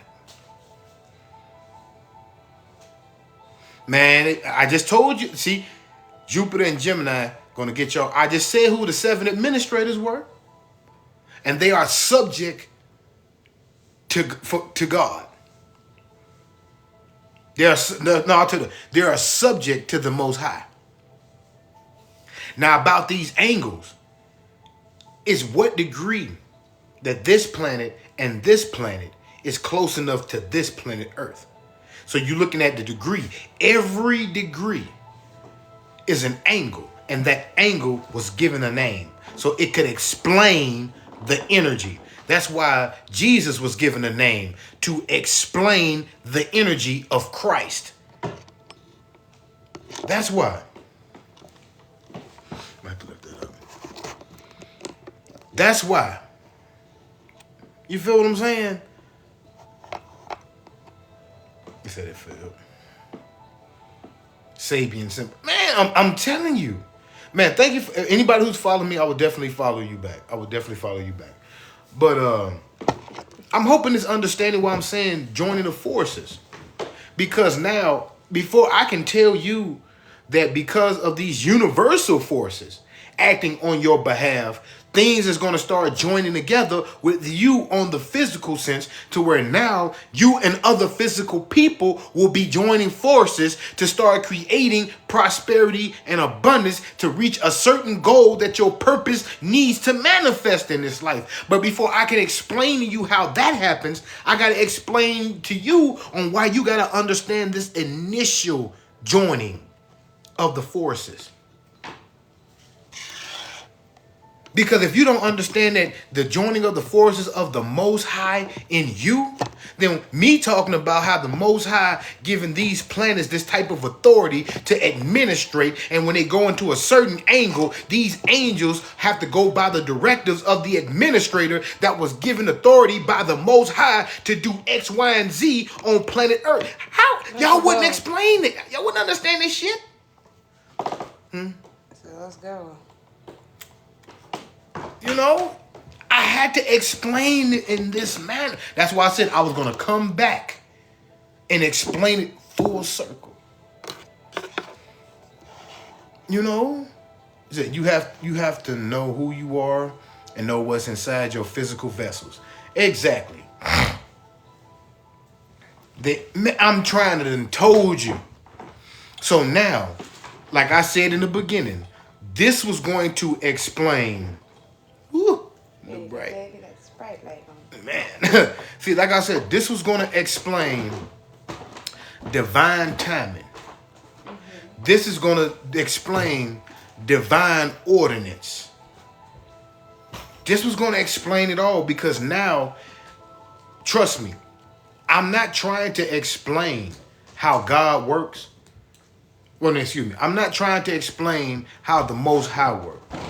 Y'all got me calling him God now. You know what I'm saying? I'm not trying to explain how the Most High works.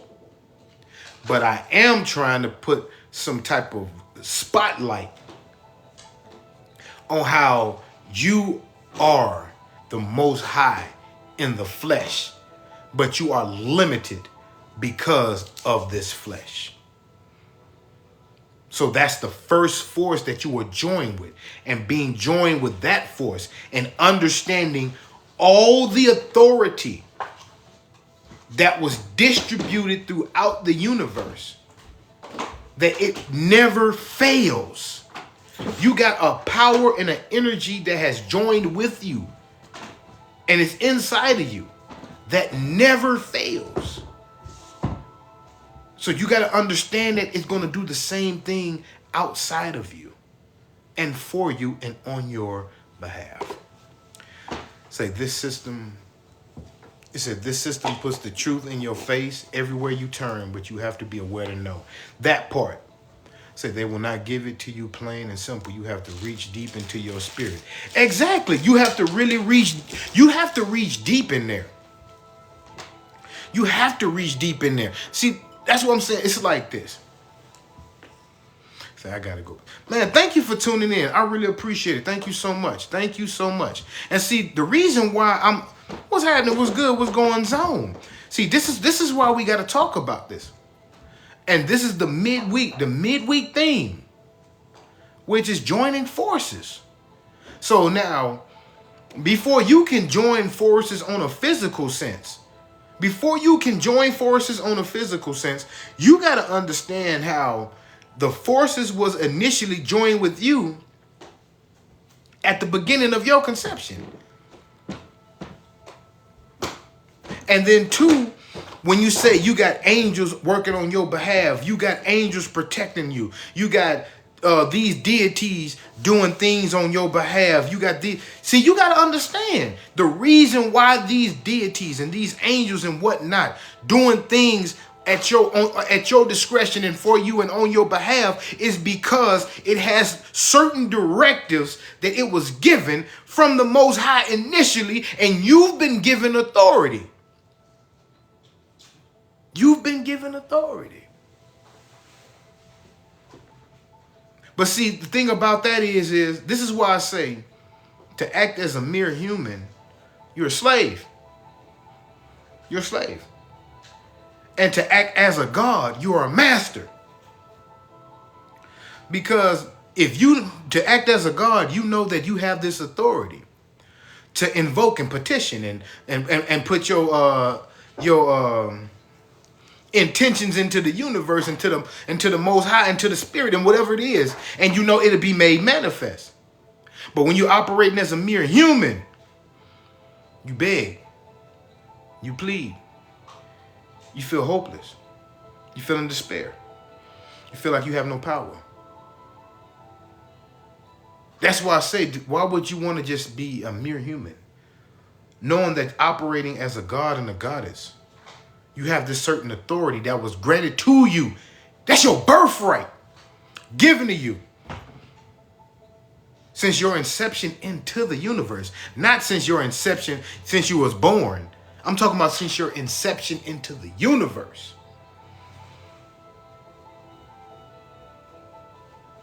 You feel what I'm saying? Say, how do you manifest truly? The Lord's Prayer tells you all the time. Say, Our Father, who art in heaven, hallowed be thy name. So who is our Father and where is heaven?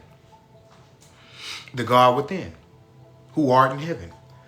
Because it said the kingdom of heaven is inside of you. So our Father, who art in heaven, hallowed be thy name. That means the God within you. That's what you're talking to right there.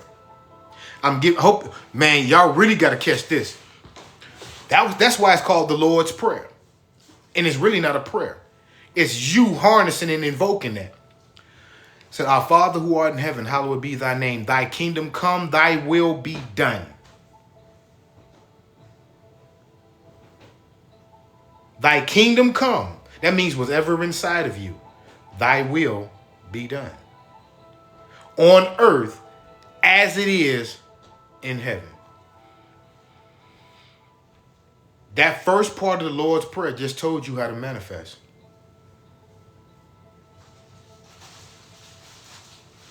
I mean, hopefully y'all get that. The first part of the Lord's Prayer told you how to manifest. Our Father, who art in heaven.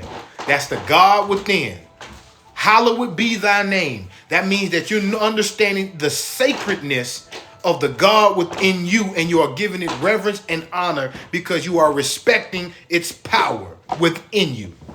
Thy kingdom come, thy will be done. That means thy kingdom, the kingdom of heaven that has come within me, let thy will be done. So whatever in the kingdom in here, let it be as within, so without. That's the law of correspondence all through the Lord's Prayer. As above, so below. As within, so without. Thy kingdom come, thy will be done on earth as it is in heaven. Everything else is just asking for the necessity. And give us this day our daily bread. You know, all that, you know. But the first half told you how to manifest. If it ain't in you, you ain't gonna get it. If it's not in you, you're not gonna have it. You're not gonna get it. So if you want something to manifest in your life, put it in your life. And before it can get in your life, it got to be what? In your spirit. So if you want it in your life, put it in your spirit. Then once it's in your spirit, it's in your life. Then once it gets in your life, then you'll see it physically in your life. Thy will be done. How do you know what or what you can manifest? You can manifest anything. And we got to stop thinking that way. Like it's limitations on what can and cannot be done. You can manifest anything. Thy kingdom come, thy will be done. You can manifest anything. Now the thing about it is, and but one thing that people don't really break it down to you, just because you put it within you, doesn't mean it's supposed to happen right then and there. That's the limitations that we have being in this earth plane. Time.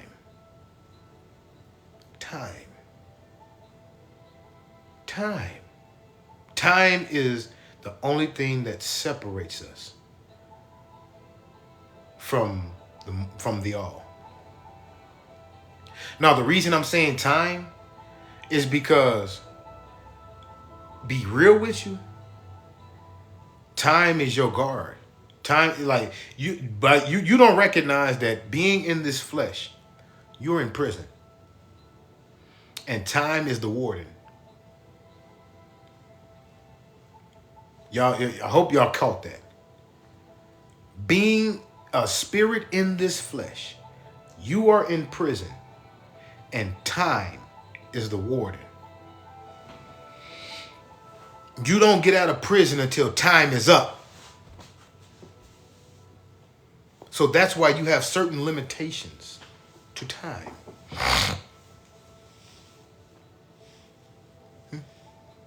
Ooh, what's happening? What's happening, Jesus? You know, and hopefully that making sense to you. That's why I said joining forces. You have to join forces. You have to. You have to understand how you have joined forces. You've joined forces with something that is eternal. You have something infinite that is working in you, outside of you, around you, and working on your behalf while you are in a finite state. And if it wasn't for that infinite, like I said, I hope this is why I said this is money made. And this is why I'm telling you, we got to understand this principle, because we all want to be successful.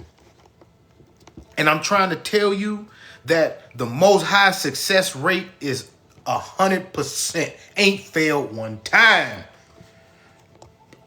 So if I want to join forces with anybody, I'm going to join forces with somebody that got 100% success rate.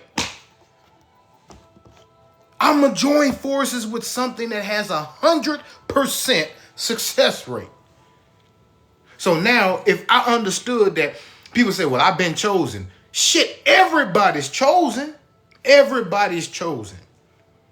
The thing about that is are you conscious enough to understand that you are? How can you not be chosen? You exist. You exist on earth. So you was the one that was chosen to be born. So people take shit too fucking far. The smallest things is the essence of it. It's like, just like I said, that small atom, that small molecule joining together with other molecules to make matter. Joining of forces. That's what create light.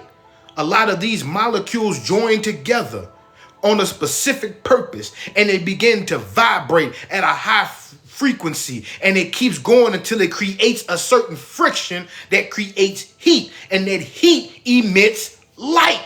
But it had to be a joining of forces. Why you think people looking for their soul tribe? It's a joining of forces because you want to be on one specific purpose, and you want to create some type of movement that raised at a high frequency that keeps moving rapidly to create light. That's why you want your soul tribe. That's why you want that joining of forces, even if not on an awakening sense. I told you what we told you last week. In the midst of counselors, plans are established. So you want to join forces as a powerful being to be in the midst of other powerful beings. So whenever y'all powerful beings get together, whatever the plan is, it can be established. Like I said, if the Most High didn't exist, you wouldn't matter. And because you exist, the Most High matters. It has to be that joining of forces. But we can't keep making the mistake to thinking that we're something other than. We start going down to the simplicities of shit. We start going back to simpletons. We start acting like we don't know nothing. We don't know who we are. We don't know this, that, and the third. That has to stop. We have to stop putting the blinders on voluntarily now. That's all we're doing. To do what? To appease what? You know? Because the more we keep voluntarily putting these blindfolders on us, the further we're getting away from our purpose. The further we're getting away from being successful at our goals. The further we're getting away from the path that was destined, that we're aligned, that we've been walking down. We keep voluntarily putting these blinders on. We keep making the same mistakes, not learning the valuable lessons we need to be learning. And it's the lessons, it's the blessing in it. Think about it. People say, well, it's a blessing and a lesson. Well, if you take the B off of blessing, what do it sound like? Lesson? So actually, the lesson is in the blessing. But we always want to say, oh, we getting lessons first. No, the lesson is the blessing. The lesson is inside the blessing. That's why I tell people, y'all don't know how Jesus is saving you. You don't understand how Jesus is saving you. It's not saving you from anything externally. It's saving you from yourself. That Christ consciousness is saving you from yourself. Exactly. So that's why I say, what forces are you joining with? You know what I'm saying? Let's keep it 1,000 wow. Let's keep it 1,000 wow. What forces are you joining with? I know somebody was talking about dealing with the dark energy. We're talking about chaos. And it's some information on that type of magic too. Chaos magic. Chaos magic is powerful. Don't get me wrong. That's when you hear about people talking about dark magic. Thank you. Dark magic and light magic all work hand in hand. Because if it wasn't chaos, you'd never have order. Never. If it wasn't any darkness, you'd never have light. You need that. That's why I say people keep talking about, oh, that's demonic. Oh, that's the devil's work. But if we got to look at it from this angle, everything is still of the Most High. Everything. So that means that just as demons are, angels are. Just as angels are of the Most High, demons are too. Just as Jesus is of the Most High, the devil is too. So you mean to tell me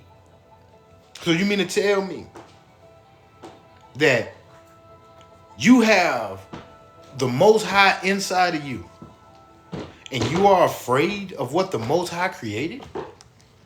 Being one of his most greatest creations? You are afraid of what? Demons? You are afraid of what? The devil? You are afraid of what? Lucifer?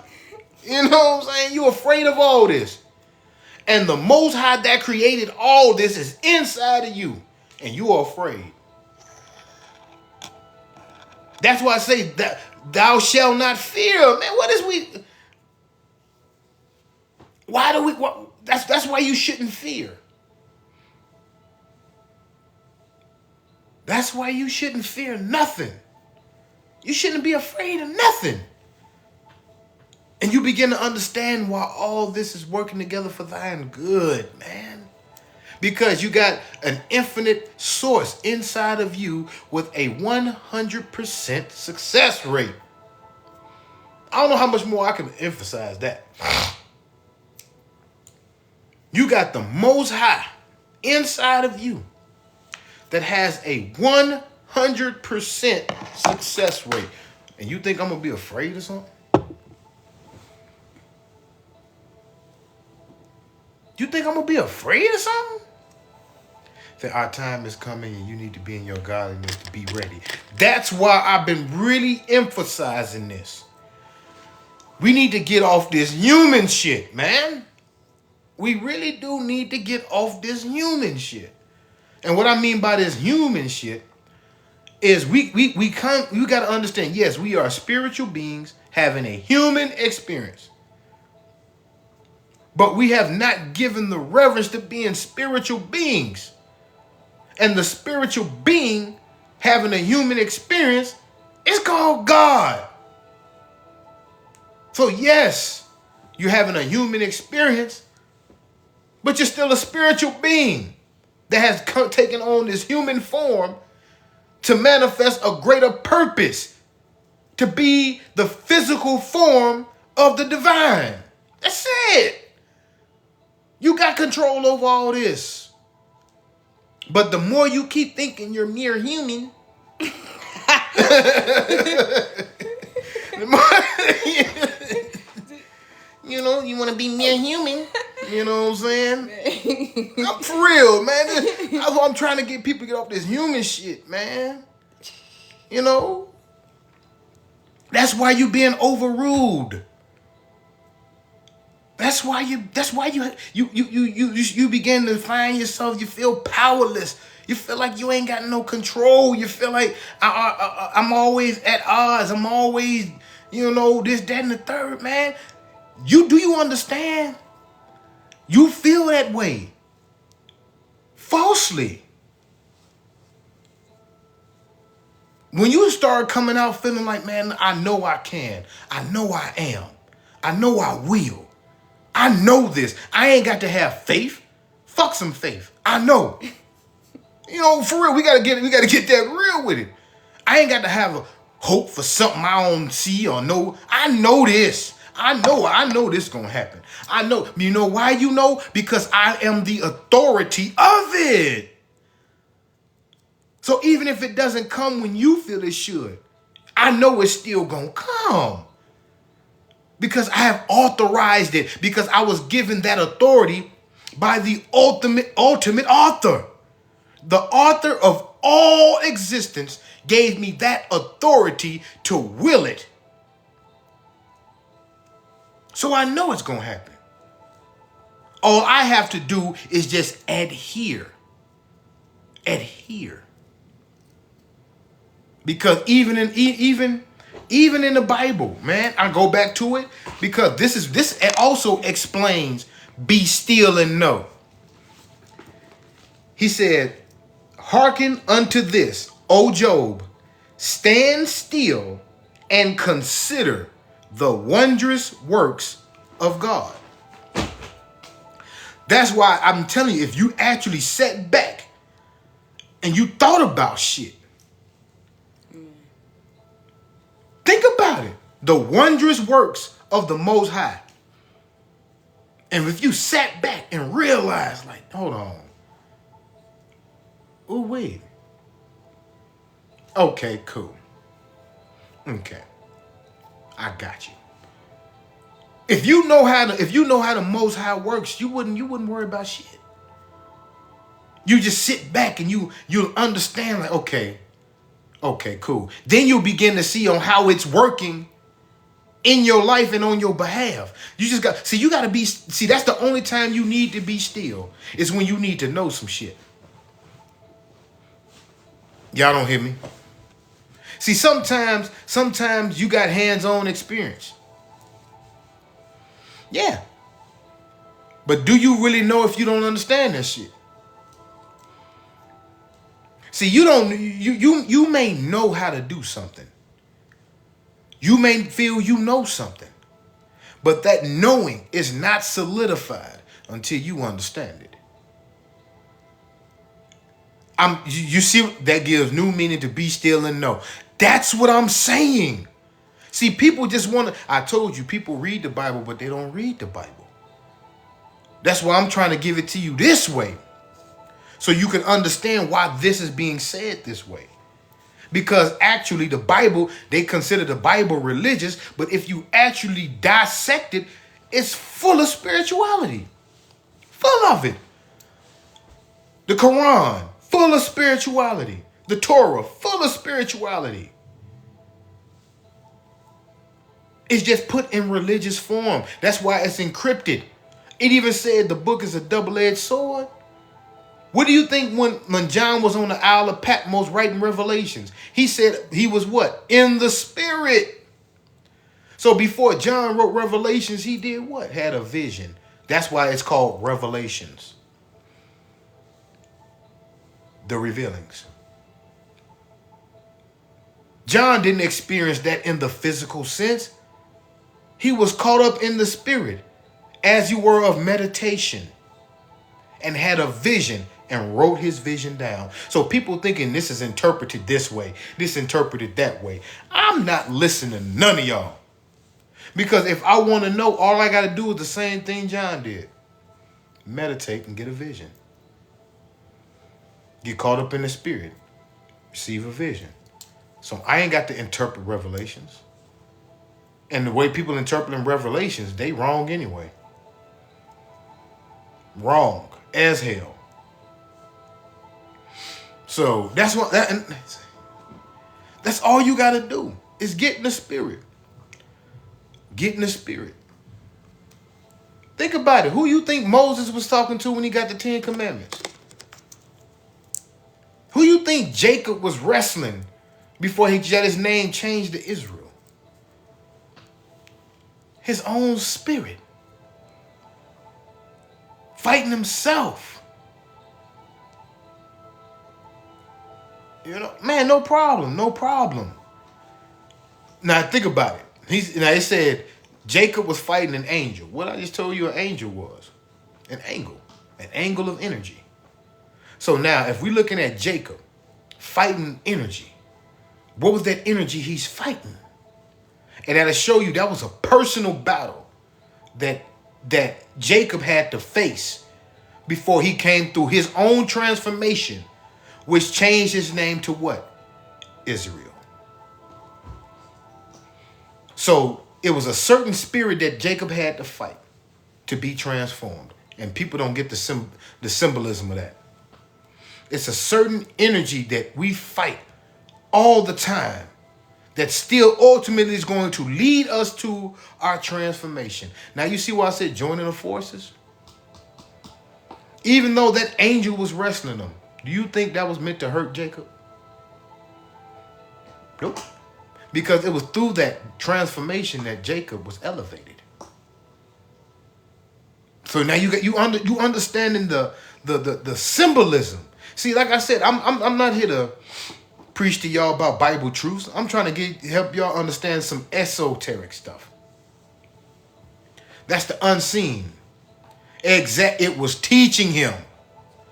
Because it was a certain transformation that Jacob had to go through. Because if it wasn't, then why would Jacob changed? Why was he changed after that encountering? So you got to understand, when energy presents itself and it may feel rough, it's only for your transformation. And I wrote this down right here. I'm just want to speak this real quick. Where did it go? I wrote it down. Hold on. Okay, it says, the universe will send angels to you to minister to you and aid you. So energy, it says all things work together for thine good. So even if you feel that you are at odds with the energy, that angel, what are you resisting? What are you resisting? Because if Jacob would have allowed that angel to do what it was going to do regardless, because it still did.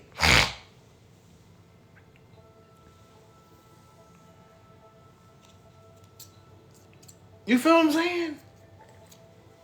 So when you feel like when you 9 times out of 10, you're only at war with yourself. But when the war with yourself begins to mirror you in the form of other people, just recognize and realize it's for your transformation. It's for your transformation. So that's why sometimes you got to be still and know that the Most High is at work. Sometimes it's just shit you can't do. Because, like I said, what it say right here? Hold on, I'm gonna bring it back to you. He sealeth up the hand of every man, that all men may know his work. Sometimes you just can't do shit. Ain't shit you can do. It's out of your hands. It's out of your control. Ain't shit you can do. Sometimes you just gotta know the Most High is at work. The Most High is at work. It's all you can do. So that's why I'm saying, moving forward, man, this is joining forces. And it's just showing you how now you gotta give the Most High his reverence for all those reasons I just stated. And then once you understand about that, exactly. See, that's why I said we're subject to one thing: time. And people think that shit's supposed to happen overnight. It does not work that way on the earth realm. In the spiritual realm, there is no such thing as time. So it's instantaneously. And the way you can confirm and validate that in your mind, you have a thought, you see it right then and there, don't you? But to make that thought that you have created in your mind that is real, that you see it in full-fledged color, it takes you time to bring it from here to here, don't it? It takes you time to create it. And see, that's why people keep thinking it was 7 days that God made man. Man, look, that 7 does not mean 7 days. It took time. Because if that was the case, you start seeing you plant a seed and a flower grows soon as you plant it. Soon as you plant that flower, it grows. You will see it full bloom if shit happened like that. But it doesn't. See, that's why I said we lose a sense of reality in certain things that we read in the Bible because we want to understand the fantasy and the theatrics of it. But the reality of it, ain't no way nothing was created in 7 days like that. Nothing. Because if it was, then you would be you could create a whole nother world in 7 days yourself. You'll have a new earth created every week. If it only took 7 days, you'll have a new earth created every damn week. Whether you'll get sick of this world, you destroy this motherfucker, or you'll just create another one for yourself. Every 7 days. Once you get tired of that, oh, it just take me 7 days to create another one. Fuck y'all, I'm out.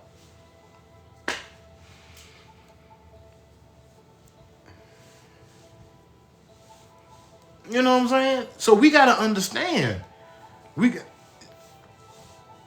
All right. What's happening? So we gotta understand that how things work. How things work on the carnal sense as in regards to the real world, to the reality, reality. You know what I'm saying? So, I just got 2 more things, and we're gonna be done. The overall message is... Go back to the 4. The 4?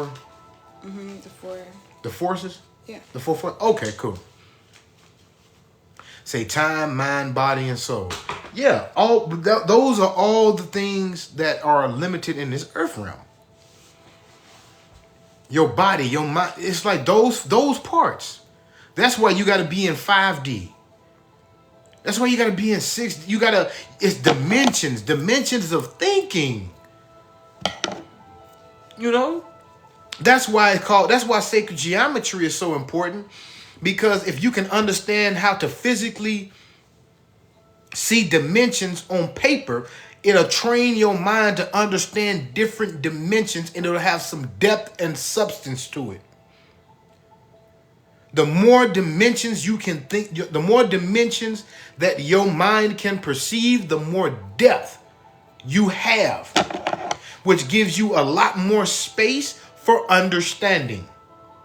When you put that much understanding into it, then it creates certain situations in your life to solidify that understanding, which you will ultimately gain wisdom. That's the epitome of seeking knowledge.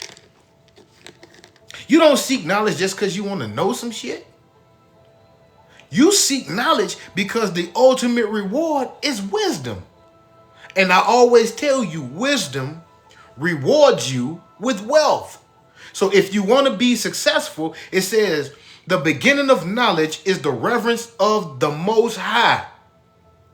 And now, if you begin to understand that, if you want to seek knowledge, you got to start seeking knowledge of the Most High. Where do you find that? Inside of you.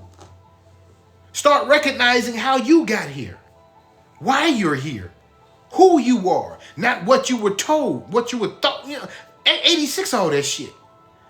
Start seeking. Seek ye first the kingdom of heaven, and all things will be added unto you. Somebody asked me about manifesting. Everything is leading back to inside of you. If it's not in you, it ain't gonna happen. Just like everything in this earth plane is in the Most High. And if it wasn't in the Most High, it'll never happen. Because the Most High wouldn't be in it. That's why I say if it's in it, if it ain't in your heart,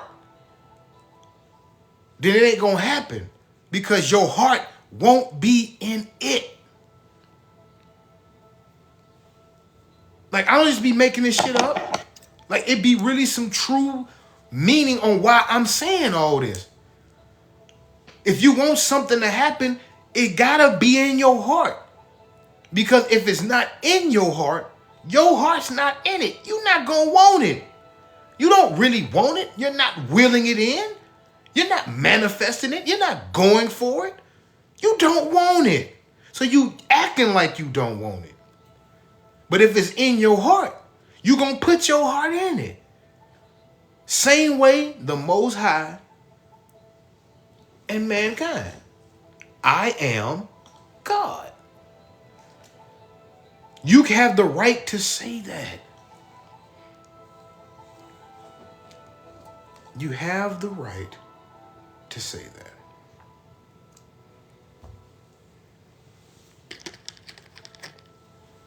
No. So, and that's why I said the four forces, the four forces that we're dealing with. It's like I said, you have the Most High, you have the planets, you have man, and you have mankind. The Most High gives the planets the directives. Directives go into certain alignment that aligns with you, and you begin to align with other people. That is divine timing and divine ordinance. Very well explained. That is how fate happens, and you have control over your destiny. You may not have control over fate, but you do have control over your destiny. Because destiny is what you do after a fated event. And the administrators are the ones who oversee fate. Because when certain planets align, it's destined for shit to happen. Because they were given orders. Now you see what I'm saying. Joining of forces.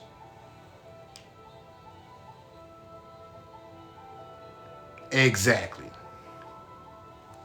Now you're understanding what I'm meaning by joining forces. Because everything is under the orders of the Most High. Yeah, that's fire. Yeah, you're back, huh? Mm-hmm. That just sounds so good. I love how they sound. Okay. That boy. Ooh, hang time. I got a lot of hang.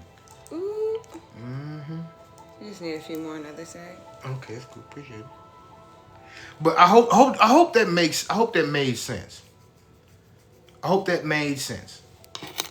Because now, a lot of sense. You know, you got, like I said, I wish I had my book in front of me. I could explain a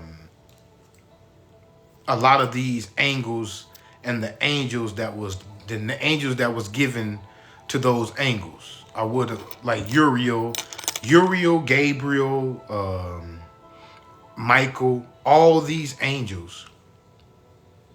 Man, love and peace to you too. All these angels was given. They talk about their different attributes, and that's because at a certain angle, that's what you get. That's what you get. Like, say for instance, if you had Mercury, like Mercury is the messenger. That's why when Mercury goes in retrograde, communication and technology seems to fail. That's because Mercury was given the messenger. Y'all y'all see what I'm saying? The administrators. They're administrators. And it just told you right here, the counselors of God, that they have to obey. So these planets, sun, moon, stars, and all this is obeying the Most High. And is doing whatever the Most High commands. So now, if these planets in alignment, in a certain alignment, create a certain energy. So now you got the planets administering the directives of God to the angels, and the angels have to follow suit. That energy. Now, here's where it gets tricky. You can override that energy. You can. Remember I told you that it says man is a step above the angels. But you're not above the administrators, meaning that you cannot escape fate. You cannot escape fate. If it was meaning to be administered to you, it's going to happen. You can't escape fate. But you can control your destiny. Now, these angels, when this energy hit, you can either accept it or deny it. That's why people tell you that spirit can't move on your behalf if you keep it in your hands. Because now you're not allowing this energy to work for you. You're not channeling it. You're not invoking it. Okay, fate. Fate is an occurrence that you have no control over. You have no control over. It happens unbeknownst. It happens unbeknownst to your efforts. It happens to you and for you. You had no control over it. You had nothing to do with it. Nothing of this happening is of your own hand or your own merit. That's fate. Something just suddenly happens and you like, man, I don't know how, where, whatever. But destiny is what you have control after fate hits. And so you're creating your destiny every day. The first fated event was you being born. And ever since then, because you had no control over your birth. You had no control over that. And every day you have been in control of your destiny. And that's the best example that I can give you. The day you were born was a fated event. And every day after that, you've been having control of your destiny. It's just that simple. But people don't want to break it down that simple. But that's why I say, why shorten yourself anything lesser than a God? Because to shorten yourself lesser than a God only makes you human. Meaning you're subject to certain powers and authorities that you have no authority or control or understanding of. When in actuality, you really do. But it's not meaning that these energies is your slave. These energies work for you. No, they don't work for you. They work on your behalf. Because ultimately, these energies has to adhere to the Most High the same way we still do. That's why we may have free will and choice while we walk in the face of this earth. But remember, one day, we got to leave this bitch. And we got to go back to the same place that we came from. And if we come, and that's why you say judgment. When that energy goes back and it has not fulfilled the purpose that it was sent to come here to do, guess what happens? Yes, it's sent to hell. Comes back to earth. Because now hell is your lower self. What's your higher self is your spirit. Your lower self is your fleshly form. So yes, right now, walking on earth, you're in hell. You're in hell. But you're creating heaven in this motherfucker. You are creating heaven. Meaning that you chose to become the light in this place. So now when you do ascend beyond this and you go back into the ethers, you're at an elevated rate. It's like you're a different star. You shine at a different magnitude. You vibrate at a different. See, that's why I said this is training ground. Earth is hell. There's no such place as a hell on the astral sense. Fire and brimstone. How can your soul be eternally tortured by fire when I just told you energy is fire?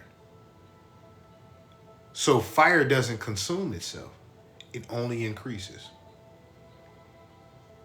So that's why I said you go through the fire to come out as pure gold. So if you afraid of hell, then you should be afraid of coming back here, coming back and being carnated back into this earth plane beyond your and involuntarily. You say Phoenix fire gonna hurt though. Yeah, because it got to purify. It got to purify. But I know I've been really on here talking and talk. I think I got just two more things to say and that's it. And I'm gonna leave this beat because my phone dying too. I just said the overall the core message of this all though. Like I said, I just had to explain the joining of the forces, but the core message is if you wait for the correct moment, you could see the results. It's not worth rushing. The eagerness brings poor results and is typical of a person with little experience. Don't repeat mistakes, otherwise it will only bring you back delays and difficulties by keeping you away from your goals. And that's why I was telling you that be still and know joining of forces, you got to understand the initial force you're joined with because certain things happen under divine timing and divine ordinance. You know what I'm saying? Can you hand me the third, please? Okay. Mm-hmm. So don't be in a hurry. Don't be in a rush. Know that everything happens at its perfect time and moment.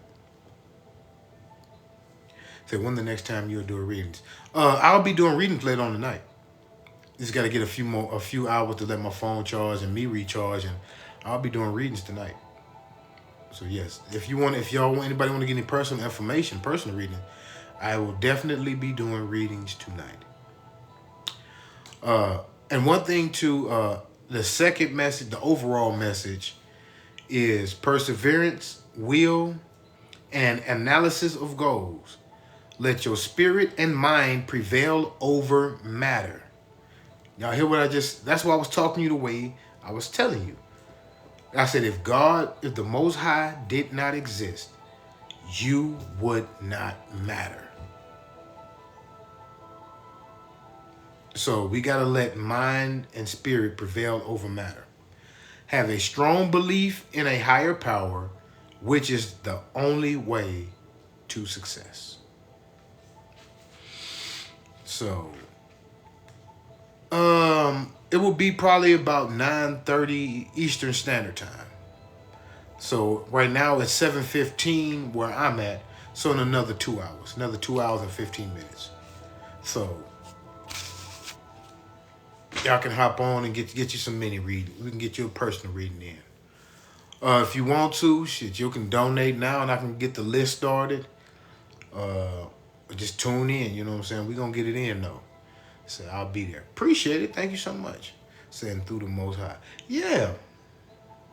And that's why I say you gotta recognize. You gotta really recognize. I would rather join forces with the Most High. First and foremost, because the Most High has a 100% success rate. And if people don't understand that, I don't know what else to say. That's why I say in all thy ways acknowledge him and he'll direct thy path.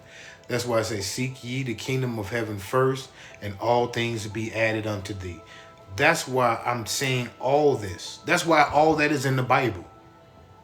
That's why it says that in the Bible off of this one little piece of information I just said. To know that the energy that created everything is inside of me. And that energy has a 100% success rate. It never fails.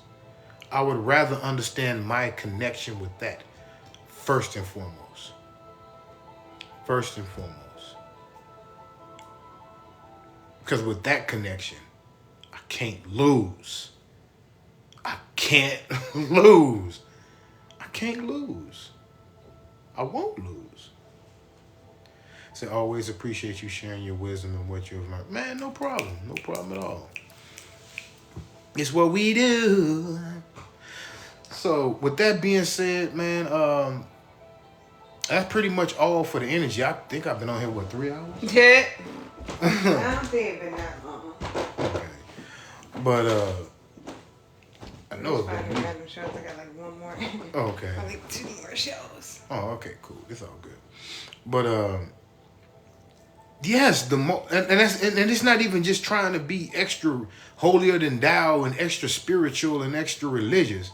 Man, this is all about like being real. We gotta be real with this, man. We gotta understand it was a force that was here before we were, that created all this, and we got to respect that. And we got to respect the fact that that same force and energy that created everything is inside of us. So that by us respecting that energy, we will then begin to respect ourselves more, because we'll recognize we just ain't anybody. We just ain't anybody. We are definitely here for a specific reason, cause, and purpose. I'm just not going to treat my life like it's anything, because I'm not just anybody. But see, that's why I said we got to, that's why I'm saying we got to stop downgrading ourselves. But we downgrade ourselves because we downgrading the Most High. We calling the Most High God, and we the gods. That's beneath the Most High. But we afraid to call ourselves God, so we just rather be humans. We downgrading ourselves. And I'm just trying to tell you, like, look, you got to realize it's a force that you have been joined with that gives you all right to call yourself that. But not only call yourself that, to live as such. And you got people who are intimidated and indoctrinated differently that would try to oppose that when that's a universal truth. People speak this all day, every day, and don't recognize it until it's mirrored, brought to them dead in their face, and they try to figure out why they feel some type of way about it. That's because what I'm saying is resonating. I'm talking not to you. I'm talking to the inner you. And the inner you know what I'm talking about. For the Most High, the beginning and the end, thank you. There's no other way. There is no other way. So call it what it is. You are all God. You all are gods and goddesses, and acknowledge the mother God. Man, that's it. That's it. That's it. Point blank period. That's it. So like I said, thank you for the follow. I will definitely follow you back. Definitely will follow you back. So I'm going to leave this portion here open for any questions, comments, or concerns. And that's coming from anybody. You know, anybody have any questions, comments, or concerns?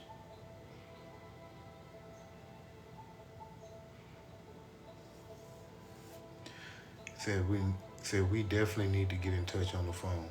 Oh, cool. No problem. Like right now, my schedule be hectic, but I can definitely just inbox me, man. We can wrap it up. We can chop it up a little bit and see what's good. Say, do you believe people can steal your energy? No. Do you know of Emmanuel? That's another name for Jesus. But do you believe people can? No, people cannot steal your energy. No. People can only steal your consciousness of it. Think about it. Your energy, if people stole your energy, you'd be dead. So they can't steal your energy. They just steal your consciousness of the energy you possess. And when they steal the consciousness and how that happens is distract you and deter you from actually knowing the true essence of your energy. And when they take away that level of understanding and consciousness that you have of your energy, then they can replace that with a certain different understanding to where now you are subject to those who understand your energy better than you. So it's not that they're stealing your energy, they're manipulating your energy. But nobody can steal your energy. They can't. They can only manipulate it. Said no, there is no G.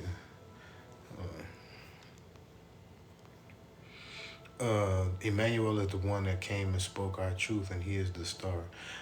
Just send me some more information on it, and I'll do some more because I'm not too aware of it. Say I was just on your page looking at your readings for your zodiac signs, and you are spot on. Man, thank you so much. I really appreciate that. You know what I'm saying? Follow me, and I'll follow you back so you can be notified every time I go live. You would love the live sessions.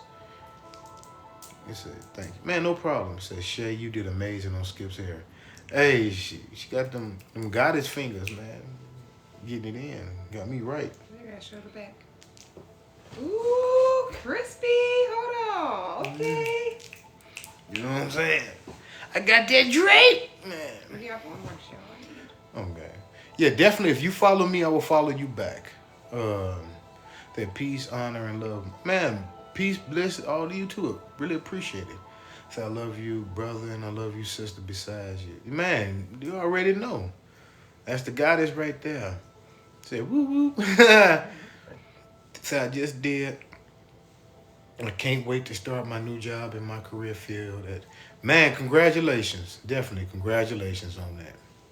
So all the things you spoke about, your readings, I had the ability to take up with myself, and now, hey, see, now I'm reflecting back. That's what's up.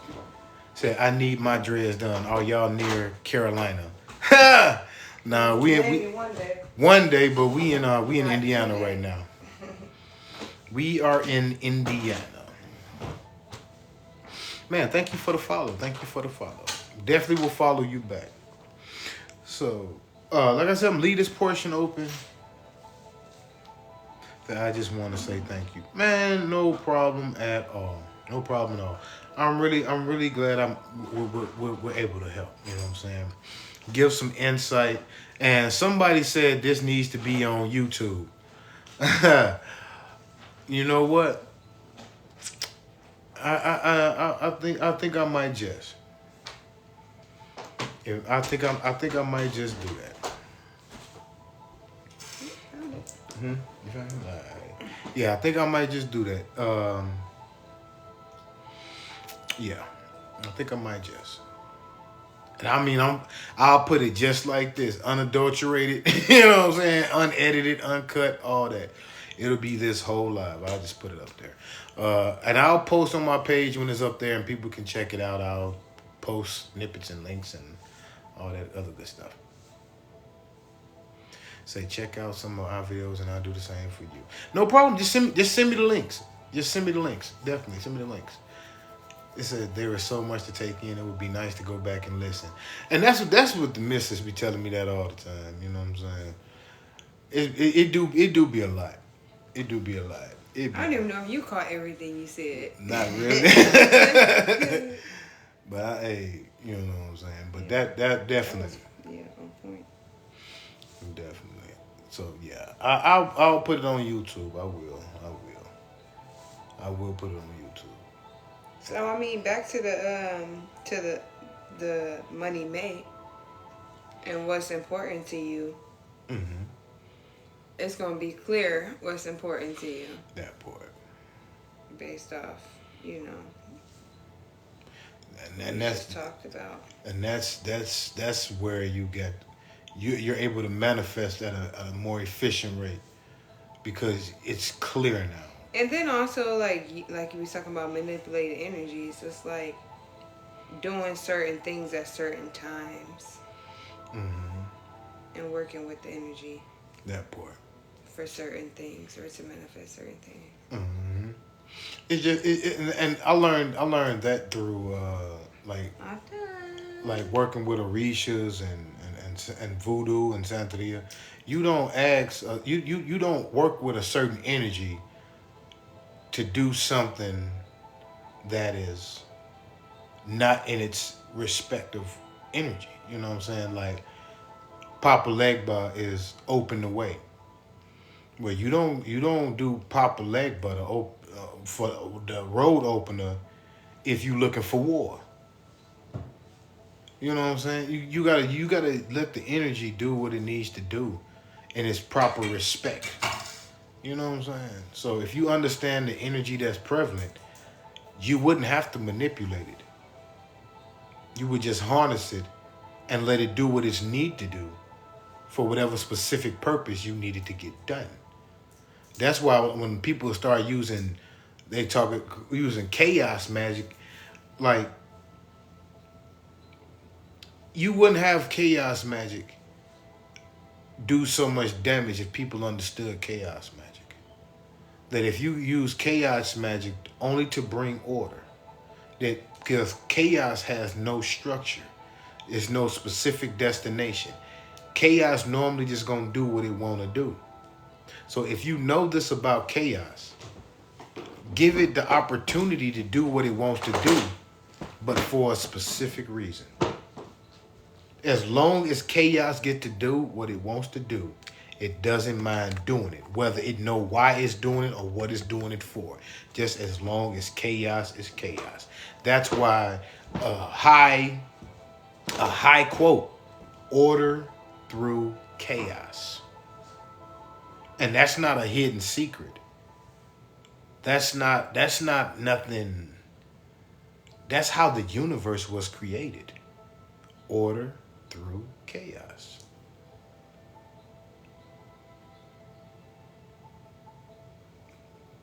Coagula solvent. It's a lot you can learn from that. That's why I said people just don't know how to read the Bible. People don't know how to read this religious text. Like, it's so many books that I could recommend. And it's like you don't even have to understand it off rip. Just read them. And if you find a certain hunger and curiosity to it, you'll keep going back and reading it again. Like the Apocrypha. It's a book in the Apocrypha that I love reading. And it's called the Book of Wisdom. I love that book. I love the Book of Wisdom. It's fire to me. Because it be talk just like I like Ecclesiastes and Proverbs and Songs of Solomon, Psalms. You know, I love wisdom. You know what I'm saying? The Nag Hammadi. The story of Adam and Eve. Even the book of Adam, the book of Eve, the book of Jesus. All that's in the Nag Hammadi. You know, you got to read certain things. You got to read different things. You know, say YouTube might try to ban your live. Man, shit. You can try. I ain't saying nothing off the wall. I ain't saying nothing off the wall. So can you type the name? The Apocrypha. This is on top of. This is just like religious and spiritual text. Apocrypha. Shit, I think I spelled that wrong. It's supposed to be a Y. Apocrypha. It's with a Y. But Nag Hammadi.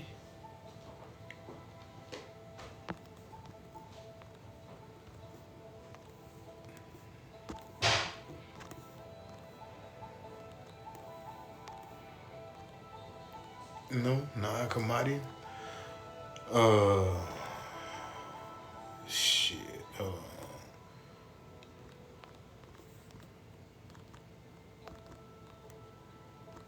Kabayan.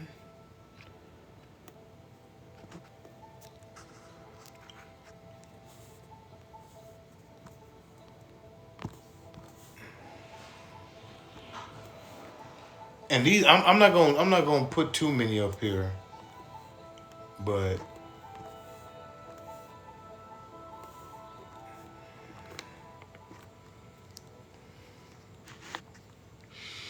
read them.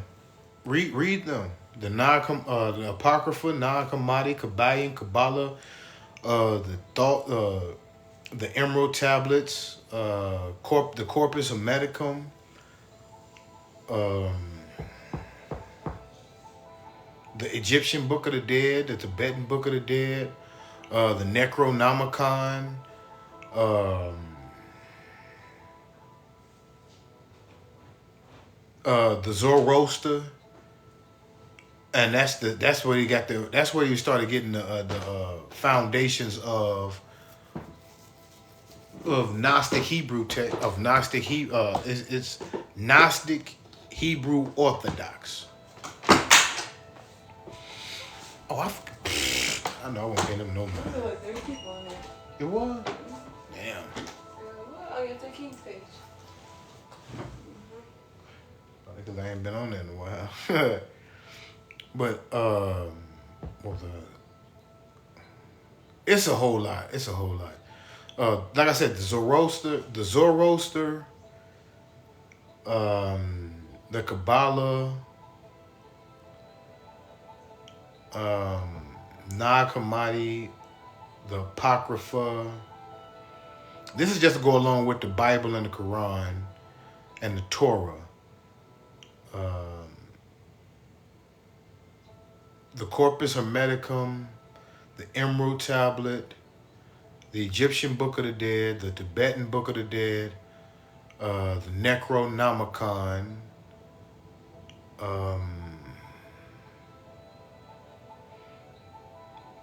if you can possibly get some type of information about voodoo, Santeria, Yoruba, Lukumi, Sheshe, definitely try to get as much information. Igbo people, like African spirituality. Get any information you can get off of indigenous American spirituality. Like my favorite is Quetzalcoatl. And Quetzalcoatl was actually depicted in the Black Panther. And they called him Kukulkan, the feathered serpent. And the feathered serpent is Quetzalcoatl. That's another name for Kukulkan, Quetzalcoatl. And that's the god of wisdom. The messenger god, the god of wisdom, which is almost like a different incarnation of Tahuti, because Quetzalcoatl has a holds a serpent staff. It's a lot. I'm telling you, all this stuff is connected, man. Just dig into those different things, man, and you'll. It's just wealth and information. That's why I say don't limit yourself to just the Bible. Don't limit yourself just to the Torah, just to the Quran, man. Expand your horizons. There's so much information out there, so many different cultures, so much knowledge, so much wisdom that we want to put the infinite in a finite space. Man, we can't do that. Cannot do that. So I do my phone is really finna die on my ass. But is there any other questions, comments, or concerns that I could be able to be assistance of? You know what I'm saying? Let me know. Because I really do hope all this information is helpful, enlightening, insightful, and gave you enough to move forward on your journey. You know what I'm saying?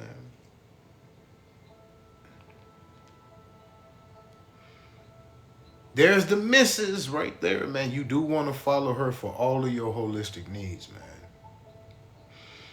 Dr. Shay Styles. You know, the one that was just up here doing my hair. You know, you really should follow her for all of your holistic needs. For real, for real. All things holistic. You know what I'm saying? All things wellness. So is there any other questions, comments, or concerns, man? I really do hope I answered people's questions thoroughly.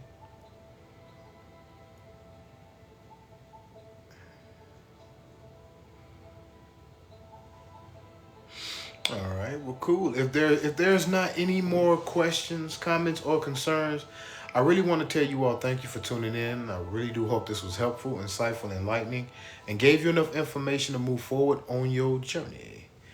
definitely will be back in 2 hours. Definitely will be back. So if you want to get you some information, definitely follow me and I'll follow you back so you can be notified when I go live and you can get you a personal reading. You know what I'm saying? I will. I'm not gonna lie. I really feel like I'll take heed and I'll put this on YouTube. I'll just make a notification when I've created that link and put it on there and man and let it be accessible for everybody, man. You can share it all, pass it along, give it to whomever who might wanna, get down on some information. But other than that, man, if anybody want to get a personal reading, you can go to www.threekingsconsulting.com and schedule your reading. And for all of your holistic needs, you can go to www.stylesforlife.org and purchase today. If nobody told you, then let me be the first. I love you. But most importantly, love yourself. And I bid you all peace, love, prosperity, and bliss. And we will catch you all in 2 hours. So definitely, if you follow me, I will follow you back. But you do want to follow so you can be notified when I go live. And trust me, it does go live. So until then, I bid you all peace, love, prosperity, and bliss. And we catch you all in a few hours. All right? All right.